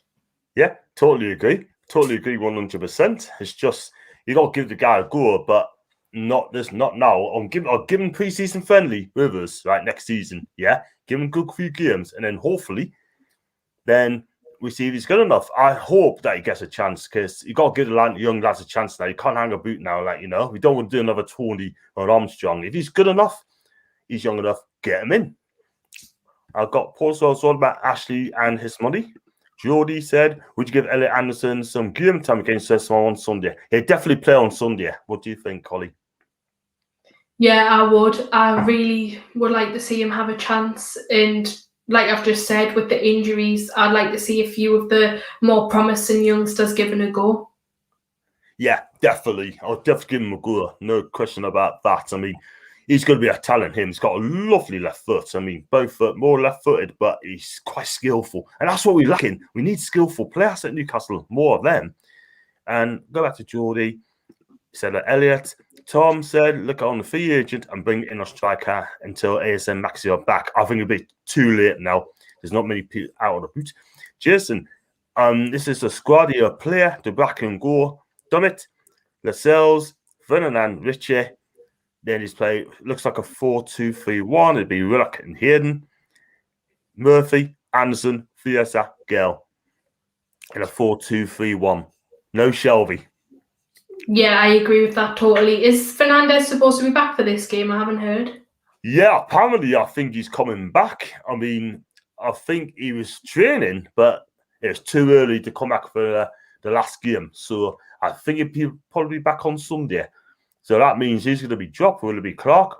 He's going to have to be Kieran Clark.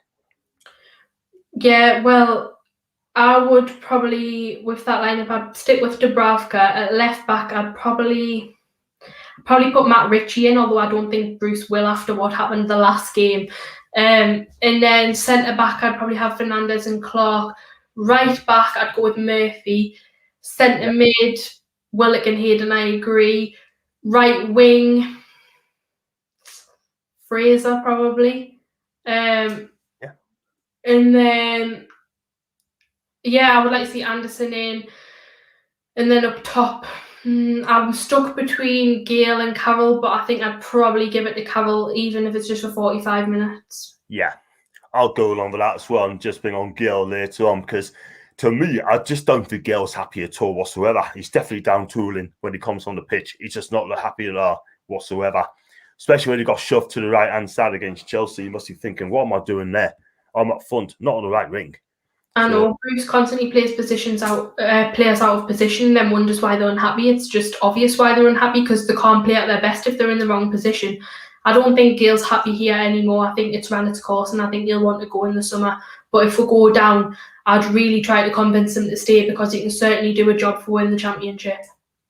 Yeah, that's what I'm thinking as well. But he's out of contract at the end of the season anyway. He's on 50 grand a week, and I just do not think Ashley's going to pay 50 grand a week for players out of contract. So it's a shame, but I like to keep him. So, yeah, I don't think he'd sign though, to be honest. Nah, not at all. But I say I like to keep him in the championship. If he's stopping the Premier, then I wouldn't. I'd stop him gone. I just think he's last cause of behaviour. I've got Annie Ruder, Bristol Rovers is in a burden. He's a Bristol City fan, and Joey Barton, is having an indifferent start in his Bristol Rovers career. Remember him? He used to play for us, managing Bristol Rovers. And Geordie said the score predictions for Sunday. Holly's just mentioned it. She said 2-0, and I'm 2-0 possibly. Yeah, I'm going to say nils each personally. Tom says should give the Longstaffs a game since our latest injuries. I don't think they're going to play again. I mean, Sean Longstaff was subbed on Saturday. Matty Longstaff wasn't in the team. I know, and when we played Man United, and Matty wasn't in the squad then either. I don't think, and I was so shocked at that, because we all know Matty loves a goal against Man United. So I was confused why he didn't put him in the squad. I do think Bruce just, for some reason, whatever has gone on, he doesn't like them, either of them, and I think they'll go. But no matter what personal feelings he has towards them, when we're in the position that we are, I think he should just put his feelings to one side and give them a go, because they could help us win a game, and why would you not want to win a game at this point? I keep them up. I mean, we need fighters in the team. We need as much players as can to help us get out of this predicament as well. And I just don't know why Spruce don't like him. Probably have a bit of an argument, sort of thing, which is sad, man. But I want Bruce to go. I want him out, no doubt about it, because he's lost the players. You know what I mean? And the players aren't happy. But Ashley's in Dubai, so oh man. But you're right. I got Clark is a proper defender, unlike Lascelles. I agree. I am sick of Lascelles. I know he had a good game, the last game against Fulham, but no, Lascelles, he just needs to get gone for me. He should be stripped of the captain's armband. I don't think he deserves it anymore. I don't even think he's doing a good job at centre back, and I'd much rather see Clark in that position. Yeah, totally agree. I mean, I've got William as well. Tammy Abraham's looking to leave Chelsea. Could be a great condition to Newcastle. I don't think he'll come to Newcastle. He was after him a couple of years ago, and he didn't want to come to Newcastle because it's a party in City. So he wanted to stay at Chelsea. That's a bit of a weird excuse, but yeah, I don't think that he would come to Newcastle. I think we'll struggle to get anyone at Newcastle that's playing for a Premier League team in the current situation. I think if we want to get someone in, we'd probably have to go for Championship players who are up and coming. Yeah, that's a shame, because I just think we're going to be screwed if we get relegated. I'm telling you, we're just going to go all the way out Doon, which is a shame. But it wouldn't surprise us. But I can't see Tammy coming to Newcastle anytime soon, personally. And Tom said, heard they was fans outside training ground a year holding Boost banners while Boost was driven out of the training camp. Good on them. Yeah, good on them. I mean, fans got a reason why they'd be blast off, sort of thing, you know what I mean? So, and Tammy Abrams says, hit the raves. Wow. Well, did he actually say that he didn't want to come to Newcastle because it was a party city? Apparently so. I don't know how true was it, but it could be that is too much of a partying city. And that's just weird. Very. And I knew his manager, Rafa Benitez, at the time. I know, that's great. Well, I've never heard anything like that. He's not here to have a party. He's here to play football. What's that got to do with anything? I know. You're absolutely right. I mean, probably someone must have told him. I mean, I don't know how true it was, but I heard that's what happened, sort of thing. It could be rumours on social media. It could be anything. But that's one of the reasons. If that's true, then, like you said, you're not here to go to party. You're here to play football. Do you know what I mean? You're coming to a great club to show off your skills on a season-long loan, and I think he would have done all right. Yeah, he's a post. He's a big lad and slight, but he was really good against Bristol City. When he played for Bristol City on loan, I thought he was absolutely fantastic. He scored something like 26 goals for that season on the season-long loan, and I can't wait to see Miguel Almiron and Rodrigo Vilca on the pitch together. Vilca is the next Nobby. Well, everyone seems to rate Rodrigo Vilca, so from what I'm hearing, I've seen clips of him playing. I've never actually watched a full game of him playing. I have read up on him, like I said, so I think he's definitely worth a shout. Fair enough. Yeah, I'll give him a go. I mean, if you're safe from relegation, get him in. And then I've got Geordie. I think he said Abraham's agent was concerned about the nightlife affecting him because of his age. Well, I'm not being funny, but London is even worse than nightlifes. Yeah, I know that obviously it's had an impact on players in the past. That we've had, not so much recently, but I know obviously the likes of Paul Gascoigne was affected by it, because they were partying too much instead of kind of going into training, and because the money they're on, they kind of just living some type of crazy party life. But in my opinion, if you're 100% focused on your football and your mentality's right, and you'd like to think that the club would support young players in that, then there shouldn't be a problem. I mean, Matty Longstaff, when he broke into the squad, he was only 19. Sean Longstaff was only 21, and they've never seemed to have a problem with it. So I don't understand where he's coming from there. It's just bizarre. Very bizarre, man. I just think it's just an excuse for not to come to Newcastle. If you don't want to come to Newcastle, just say, look, thanks to the offer, I'm going to turn you ass down. I'm happy in London. Simple as that. Do you know what I mean? But coming to Newcastle is a cracking club to join. You mentioned Kevin Keegan's name or Alan Shearer's name. They can say Newcastle. Wow, what a fantastic club. What a fantastic city. You know what I mean? But at the end of the day, you got Mike Ashley and he's killed the club. I got Tom say, give Phil Kerr or Anderson a chance over Shelby. Yeah, I agree. Shelby's horrendous. Yeah. Mind you, I thought Shelby played well, I thought, on Saturday in the first half. I definitely agree. I said that he was one of them, apart from Almiron, who I thought was man of the match. I think he's one of the most best players on the pitch. But you can't just praise him because of one game, because previously to that he was having a shocker every week. And I was always a fan of Shelby. I always defended him, but I lost a lot of respect for him the way he spoke about Bruce when he knows how the fans feel about it and the situation that he's got us in. I did lose a lot of respect for him because I just thought that was just, he didn't need to talk about it. He shouldn't have mentioned it, to be honest. You're right. And I say as well, sort of thing, like he backed his talk on Saturday though on the pitch, and that saved him. That saved him the backlash on social media, sort of thing. But he should have kept his mouth shut. He should have just got on to the game because he wasn't great at this season. He hasn't been that great this season, man. But that's his best performance this season for John Joe. And I believe that. So, yeah, so I'm going to wrap this up in a minute. So we've been on for an hour and a half as well, you know. I know, I think it's... What were you going to say? No, say again. I was just saying, because I think it's just because there's that much crazy stuff happening at the club at the minute. There's just so much to talk about.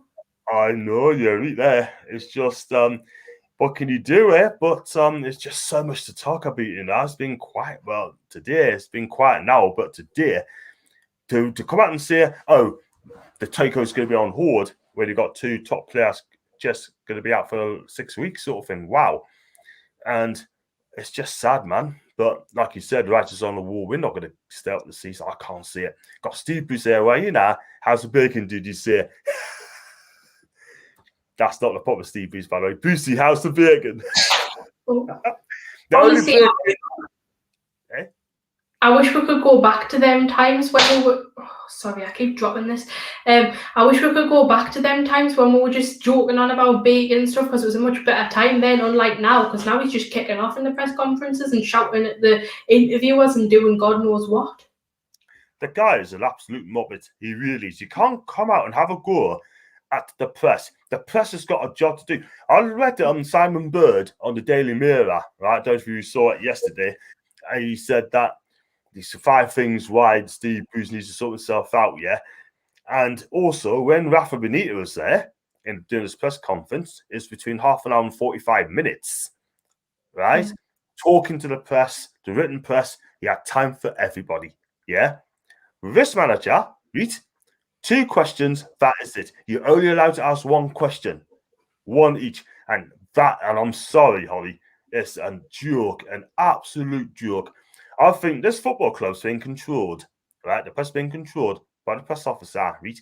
I don't know who the press officer is, but this week, just be flexible. Let them answer the questions that they want.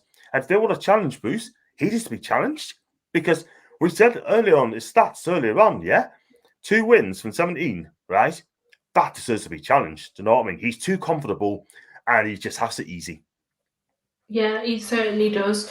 But like we said, if you can't handle the media and the press and you're scared of what's going to be said, then you shouldn't go into the business of football management, because you're bound to get criticised when things aren't going right, and that's just something you've got to work on as a professional manager. But clearly Bruce just doesn't get that, and it's too much for him, so he needs to just retire. Exactly.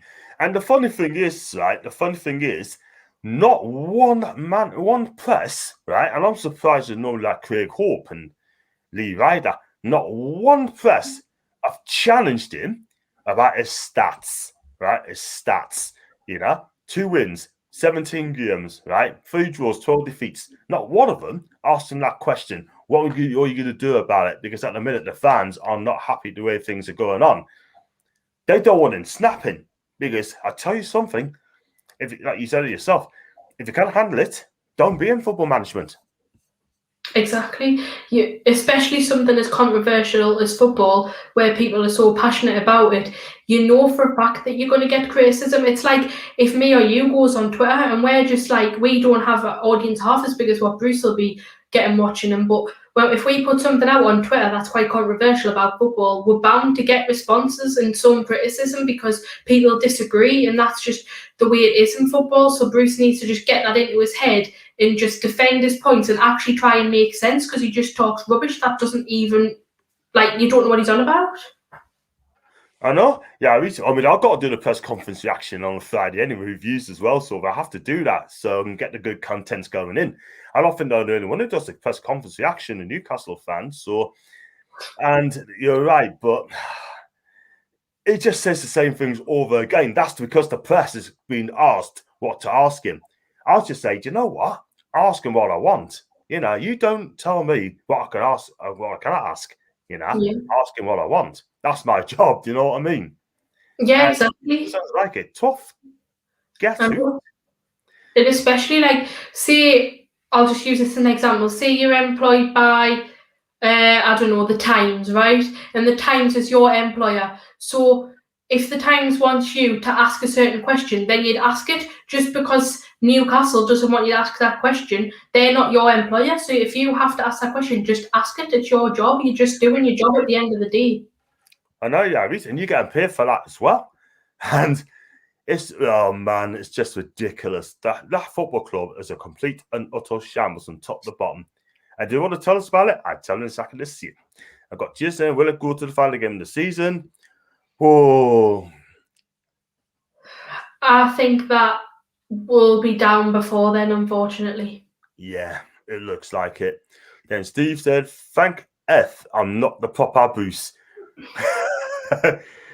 And John said, no, John, I don't need to be challenged. Me playing this all over now. Challenge as a manager, man.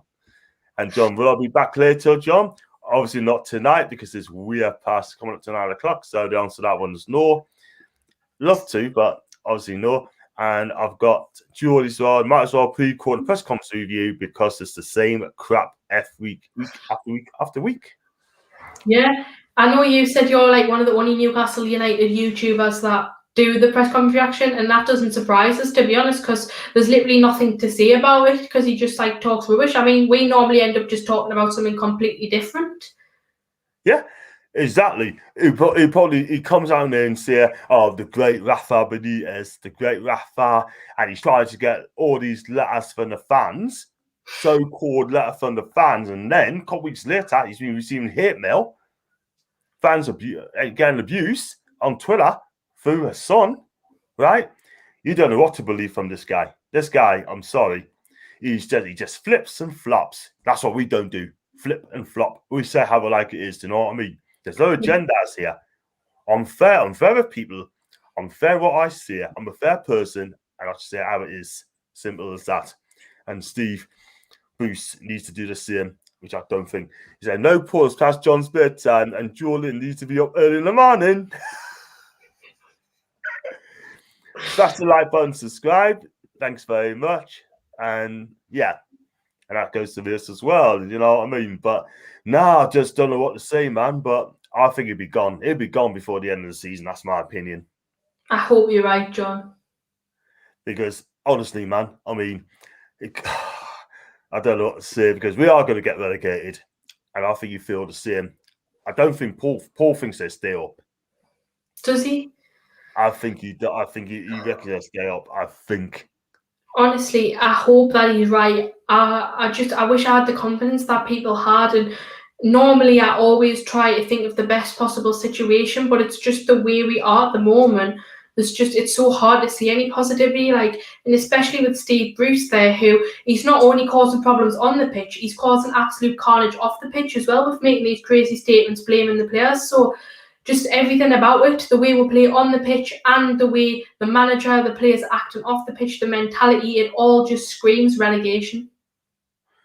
Sad, isn't it? Solid state of affairs, man. Do you know what I mean? Before coming to Geordie's comments, right? I mean, not when I do the stream sort of thing. I like to do the streams twice a day. But do I really need to do the streams? I mean, Paul said I don't need to do the streams twice a day. You know, and I'm getting a few people. There's a young lad, And Russo said, John, you do good content. You don't need to do streams twice a day. Do you think I should do it twice a day or once a day? Or once enough? I think once a day is more than enough, to be honest. But like you see, obviously you're trying to grow your channel, but I think doing once a day you would grow it quick enough, to be honest, and your content's really good. So I'd just stick to the once and you can have a bit more time to yourself then. Yeah. Play on your PS4, watch the TV, watch the soaps and that sort of thing, the soaps. And watch a bit of the on. So once a day would be enough. Probably on a weekend, probably do 2 on the weekend. But yeah. On a match day, I think fair enough doing a few videos on a match day because obviously there's like more going on. But during the week when you're working and that, I'd just do the once a day personally. Yeah, don't need to do twice a day or 3 times a day. I can remember, I did it 3 times about a couple of months ago. I did it 3 times. Unbelievable, man, But it's all good. But wherever I do it, they all come and join me chat, which I think is great. So, and George said, Bruce will be gone in by me. Imagine 10,000 on his back instead of just the media. Well, I don't think there's going to be any fans in St James this season because I think the first game when fans are back is the Fulham game, which is the last game of the season and we're playing away. So it'll be all Fulham fans because I don't think there's any away fans allowed. No. But at the start of next season, Boris is planning to have everyone back. So then, Bruce will probably, he'll be hounded out of the ground and I don't think he'll last very long then. Now, if he was there next season, whichever league we win, and he's at that stadium, he'd be gone after the first game. I don't think anyone's been sat in the Premier League after 1 game. I can't think of any manager. Kenny Dalglish has been sat after 2 games back in 1998 to 99 season. That's crazy. Because we drew against Charlton at home. First game of the season, got booed. And then next week, we drew 1-6 against Chelsea. And he got sat after 2 games. Unbelievable. Look how far we've fallen since then, though. Like, he got sacked for that after drawing 2 games. And then now we've got Bruce here with 11 games in 2 years since 2019 and 2021. And he's still here with no problems. Crazy, man. Absolutely crazy. How is he still in the job, man? How is he still in the job? I can't believe that. Crazy, man. That's Ashley for you. He doesn't care. We know that. Yeah. And so, your channel, John, you do as much streams as you like, mate. I mean, we said about 1. Tom said, please. Paul said, if the takeover goes through, I'd like to see us get more players from Argentina. We had some great players from there. Yeah, it's fine. And there was talk of the Man City home match for 10,000 fans to be back. That's from Geordie. And I've got my guy, Dom, UK. Oi, peeps. I just want to quickly say I'm on Dom's channel tomorrow from 5 o'clock. So if anyone's watching, then please go and watch that tomorrow. Yeah, sure, that'd be amazing. I'll be watching that as well. Just gonna jump on that as well, sort of thing, So yeah, that'd be fantastic show. Dom, he does some good things, doesn't he, Dom? I mean, he's very interesting, and the guy's just absolutely amazing. I do like him, and he's fun. I got Geordie said, how long did Bobby Robson? How long did Bobby get before he was sacked? It wasn't that long, 4 games. That was disgraceful.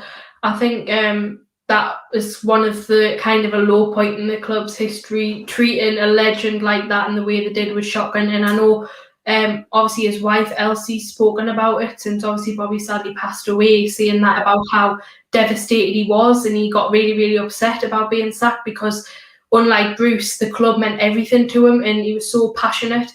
And it was just, I wasn't even like supporting Newcastle then obviously because I was born a couple of years after Bobby. But just the fact that he got sacked was just awful to hear about. He didn't deserve it whatsoever. Well said, Holly. Well said. And thing is, I heard I was in the gym that time. That was back in 2004. Someone came up to us and said, did you hear the news? I said, no. I said, Bobby Robson got sacked. And then I was in the gym for about 15, 20 minutes. Saying, right, you know what? I'm aware. So I got on Sky News. Malcolm McDonald spoke to Sky Sports, right? And he was absolutely forming, right? There was 2 players that got him the sack. That was Kieran Dyer and Craig Bellamy. That's what I was told, because they didn't put the weight in. The younger players took the wholesale mick and getting Bobby Robson the sack after 4 games. They got Graham Souness taking over that club, right? And you know what? And the rest was history. He just ruined the club. Souness ruined the club. Yeah, Souness was there when I was born, and I know that he wasn't well liked. But for me, I think Bobby Robson and Kevin Keegan, I think they were our 2 best managers of all time. And Bobby obviously took us to the Champions League and did great things. He saved Alan Shearer's career. He's just a great person. Obviously, he set up the Bobby Robson Foundation and stuff like that, which is still going now. He didn't deserve it whatsoever, and it's just actually upsetting to think of how the club treated him, because the club has done it, before. The treat like Mike Ashley's doing to Kevin Keegan now. They treat legends so poorly, and then let people that are so toxic for the club, likes of Dennis Wise that was here, and treat them like some type of kings. It's just shocking. They've got all their priorities wrong. You're absolutely right, and they should put statues as well. Look at Joe Harvey. He's a legend of the club, right? He's won the FA Cups, I think it was 3 times in the 50s, and then he won the first cup in 1969. And they didn't build a proper statue. I don't know what they built. It wasn't a proper statue. It was something else, like, it's a slap in the face. But Ashley doesn't care. He does not care at all whatsoever, you know what I mean? Which I think is a disgrace. He's got no idea.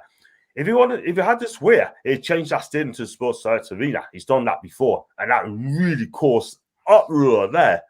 He just doesn't listen to us. Once he did that, I'm sorry, then it just broke our hearts, really. But you're right. I mean, Ashley doesn't care about legends. He doesn't. I can remember Bobby Robson came out of a wheelchair, right? And over the light back in 2009, the charity game. I remember. And when I saw him in a wheelchair, Holly, I was in tears. I'm not going to lie. I was in tears. And the first question I've asked, right, is Ashley Lambert going to be there? And he never even turned up. Never. I know. He never turned up. And I'm thinking, wow. They're so disrespectful. I mean, Bobby was a legend. He came and obviously was really poorly, and you could see the likes of Gaza, who I know he was really close to. He was really emotional, and I know he died. I think it was a few days after or a week after that game. And the fact that they didn't even have the decency to come to the game or shake the guy's hand or anything just says all you need to know about them. Constantly disrespecting people, like Shearer's statue. Ashley doesn't like Shearer, so he put the statue around the side where you can't see it. And I know you're on about Joe Harvey. He's got like a little plaque where the Jackie Milburn statue is, but for what he's done, he deserves a statue. Kevin Keegan should have a statue. It's so shocking. But Ashley, I mean, like I've said before about Gutierrez, when he had cancer, and obviously he sacked him over the phone. He didn't even have the decency to speak to him in person. It just says all you need to know about the guy. He's got no morals. I can't. When I heard that, man, oh my God, I was absolutely seething that day. Seething, right? And the Newcastle admin, right? It took them 4 days to wish Jonas wish him all the best. 4 days, right? And I'm thinking to myself, I thought it was classless, heartless, gutless. Oh my God, I'm absolutely foaming that day. And they knew that is. And they just didn't care. But though, Jonas Gutierrez, for me, I thought the guy was absolutely fantastic. Was he world class? No. Did he give 100% every week? Yes, he does. Do you know what I mean? He runs through brick walls of that club, that guy. And guess what? They treat him like dirt. I'm sorry, Holly, but they treat him like, oh my God. Sorry, but can't be doing that, man. But that guy, I love him. I love Jonas. People say that he say, oh, he's crap. No, he wasn't. I thought he worked hard for the team. I can see why Alan Pardew picked him every week. I got Ryan from Canada. Big up, John. Big up to you, my guy. I hope you're okay. And I hope Canada's treating you well and ready for the match on Sunday. So I got Dom again. Hit that like button, peeps. Thank you very much indeed. Got Geordie with the black and white. Paul J. Steve Bruce was sat after 8 games of Wigan. Geordie actually cares about himself, not me, you, anyone else. We said that, didn't we, Holly, earlier on? And Jules Dibber Robson got dementia before he was sat. I don't know that. I don't know that at all. I didn't think he did, you know. I don't think Bobby ever had dementia. I mean, I could be wrong, but I've never heard anything. I'm pretty sure that he was just. I don't think there was really a reason that he was sacked. I think he was getting a bit of criticism, and then they just sacked him. But Yeah. even if he, even if he'd had a poor season, he still deserved a chance after getting us in the Champions League and stuff like that. After the mess we were in beforehand, so no matter why they sacked him or what the reason was, he deserved a chance. But I don't think he had dementia. No. No, I don't think he did neither, sort of thing. But if he did before then, that's so sad, man. But I can burst into tears a bit over this guy. When I saw him in 2009, I thought, wow. Well, I got Luigi Denieri got sat at Port after 0 games. I can remember that. There you go. John Linton should have a statue 100%. I tell you what, though, if he scored 20 goals a season for the next 10 years, then he will get a statue. He wins the trophy. Yeah, he will. But where do you sit, John, in the Leazer's end? Yeah. I'll sit between the Melbourne stand, the corner bit between the Melbourne and the Leases, so level 4. So say the corner of this computer here on the corner bit, level 4. Well, yeah, I think what they should do, right, is put a John Linton statue there where you sit, just in honour of the day, whatever. I thought that was a good idea, that. Yay! I'll tell you what, though. Listen, I'd love to see John Linton do well, you know. I mean, he gets a lot of stick, that guy, you know what I mean? Okay, he ain't that great, but I'll try and support the lad for the full 90 minutes and have a decision on him after the game. The first thing more is you get behind the team for the full 90 minutes. What you do after that, then you can make a decision, do you know what I mean? So judging from there, I didn't think he had a bad game on Saturday. Yeah, he shouldn't have scored that goal. I thought he did okay. My only concern about him, lose the ball in key area sort of thing in our own half. He shouldn't be doing that. But at the end of the day, he's coming a little bit better, but still needs a lot of work, don't you think? Yeah, he does. I think the past few games he's looked pretty okay. Like, I can't criticise him too much. But like I say, nothing would make me happier than seeing Joe Linton do well, because you want any Newcastle player to do well for the club. But it's like Almiron, for example. It took him like over a year, I think, to score his first goal. But we're always sticking by him and trying to support him to get that goal. So I think when Joe Linton, if he does finally come into form, I think he would be massively respected by the fans, and I hope it goes well for him. I can't see it happening, but you never know, he might turn it around and shock us all. Yeah, let's hope so. If he does sort of thing, I'll be the first one to admit that the guys turn it around. Look at Alonso Perez sort of thing. First couple of years, I thought he was weak. I didn't think he was good enough for Newcastle.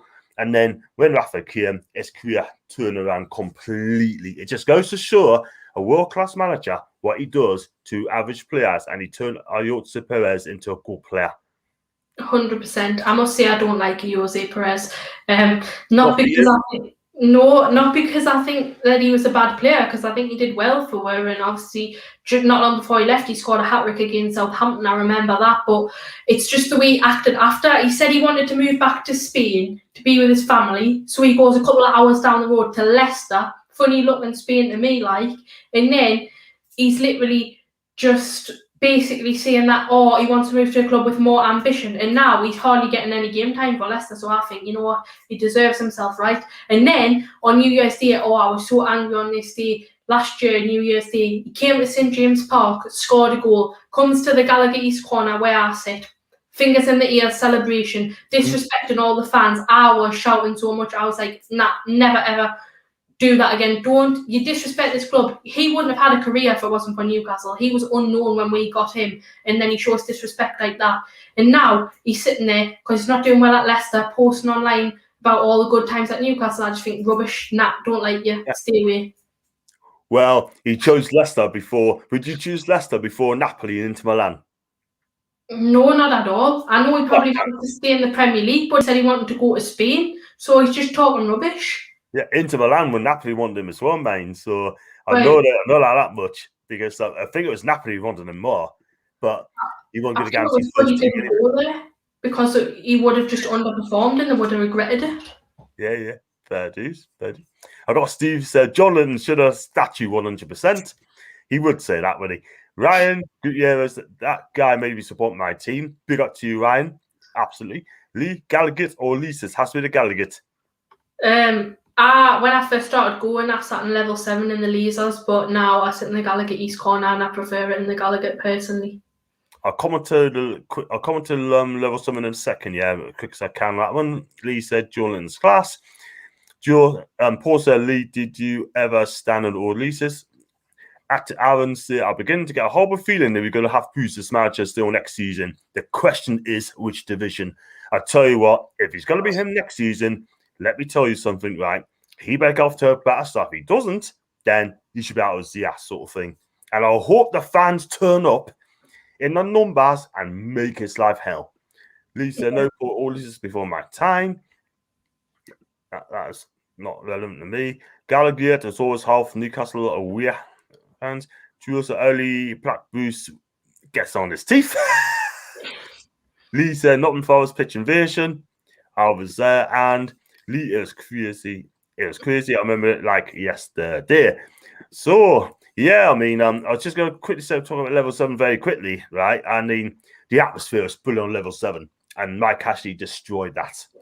Definitely. He did that, though, when he turned it into the family area, because obviously now you can only go with the adult and the child, so it's kind of more boring now. I think you shouldn't have done that. I think you should just be able to sit anywhere, no matter what kind of like age you are, because it's rubbish now. For me first, I think like 3-4 years going, I was always in level 7, and it was all right some games, but the Gallagher's definitely taken over now, and hence why I moved there. Fair enough. That's where you got to go for the atmosphere sort of thing. You know, level 7 was brilliant as well, but Ashley killed that, destroyed that, stood and died, you know what I mean? And to me, Ashley doesn't care. He doesn't care. And one of these days, I will say it, and I hope I'm wrong, but he will have an empty stadium. He will have an empty stadium. And I'm sorry, but he will lose a lot of money for that. And he will have no choice but to sell the club for good. Hopefully, it's just worrying about who he'll sell it to, because if he gets that desperate, he could sell it to any old con man who could be even worse than Ashley. So I just hope that we'll get a buyer that's actually decent and not a fraud, and will actually have the best interests of the club and won't just steal all the money and run. Exactly. I'll give that the new owner some 2 year. I'll give him a year, right, to bed in, right, and then after that, if they get it wrong the second year, we have to answer the questions there. So, yeah, I was going to say, got to wrap up now. We're on for nearly 2 hours now, you know, and, you know, you got things. I could chat to you for 6 hours in this chat, easily. And listen, I was going to say, so what are your plans for the rest of the week? You got any more? You got Dom's channel tomorrow? I've got quite a lot. Tomorrow I'm on Dom's, which is really, really good because he's doing the 24-hour live stream for the food bank for a great cause. So if anyone can donate to that, then please do. Yeah. I'm also on Bazza's channel, you know, the guy on the 4 Horsemen with you. I'm popping on his show tomorrow for the first time for a mental health awareness thing. Thursday I'm on the Tomb Review. Friday I'm back on here. And then Saturday's a match day, so I'll probably be on God knows whose channel, and I don't know about Sunday. But yeah, loads are on. Sure. And I can only do 1 stream a day on a night. That's all I can do. 1 stream, which is fair enough. Yeah, I mean, what am I doing tomorrow? I don't know what I'm doing tomorrow. I'll probably get a West Brom fan on Thursday, if I can do it, for a match preview. Review on Friday night. Saturday, we got no game. We don't play till Sunday, so I mean, I got to think of. So I've done my best 11 the other week. I've done my worst 11 about a month ago. I've done the worst managers I've done that. So I have to have a little think. You know what I mean? So it's going to be fun. Yeah. Well, it's going to be, so I can't wait. So to read these 2 messages out quickly. Great streams today. Thank you very much, Geordie, Jason. Look at Burnley's sword and now major debt. Yeah, they are major debt. They're on, I think it's like 90 million in debt. Disgraceful. It just shows you that the Premier League have ulterior motives, because if they're willing to pass a takeover like that, who's now obviously Burnley's in massive problems now, but yet they won't pass ours and we'd have no type of debts because of how rich these guys are. It just shows that they don't care if the owners are fit and proper, they just care about the club, because if they don't want Newcastle to do well, then they won't allow them to, and it's as simple as that.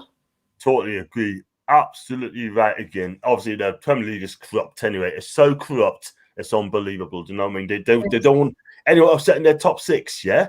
And for me, I think it's disgraceful. Best league in the world, you got to be flipping joking. I'm telling you. Give us sorry any time of the day. And I guarantee you, they will know what you're talking about. Even if a club called Atalanta or Verona was taken over by the Saudis, right? Yeah. The top clubs like Juve, Napoli, Milan, Rome, and that, they will have no problems at all whatsoever. They won't. The Italian Federation would love that. If it improves their club, they will love that. That's got to do. You know what I mean? But it's crazy, man. Absolutely crazy. Well, Holly, well, thank you very much for coming on anyway. And did you enjoy it tonight? Yeah, I did. It's been nice. It's been loads of stuff to talk about, the crazy world of Newcastle as always, and then we'll hopefully have something to say about whatever crazy things Bruce says on Friday.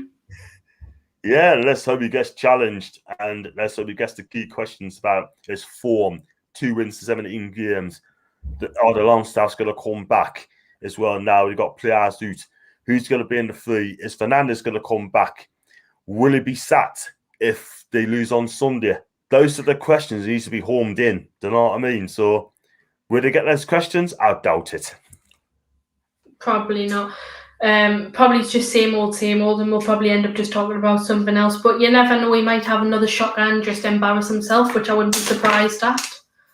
Definitely not. Yeah, I totally agree. Holly's been fantastic tonight again, and I could chat to you till 10 o'clock indeed. I really could. But and I mean, how they said about Joe Linton, didn't we, tonight? They called you Holly Linton for some reason. I don't know why, but listen, it's all a bit of banter at the end of the day. Yeah, I hope that these rumours don't start with me like they are with you, because I can't deal with that, man. I'm not a Joe Linton fan. John isn't a Joe Linton fan. Well, he says he's not, but we all know he secretly is. But yeah. So am I guilty or not guilty? Well, it's hard to say, because sometimes you say you're not a Joe Linton fan, but then sometimes you're praising him. So I think you are guilty, to be honest, John. I love the spirited. Thank you very much. You know what? I'm going to see my lawyer now. I'm going to get this appeal, and you better get a good lawyer, because I'll be fighting back. Listen, just one more here. Great streams. Good night, guys, and stay safe. Thanks, Paul, and thanks so much for coming on, Holly. You are a major sport. You are a top talent, and we definitely see you on Friday. Yeah, see you then. Thank you very much indeed, and take care. Have a good evening. Bye. Ta-ra. Take care.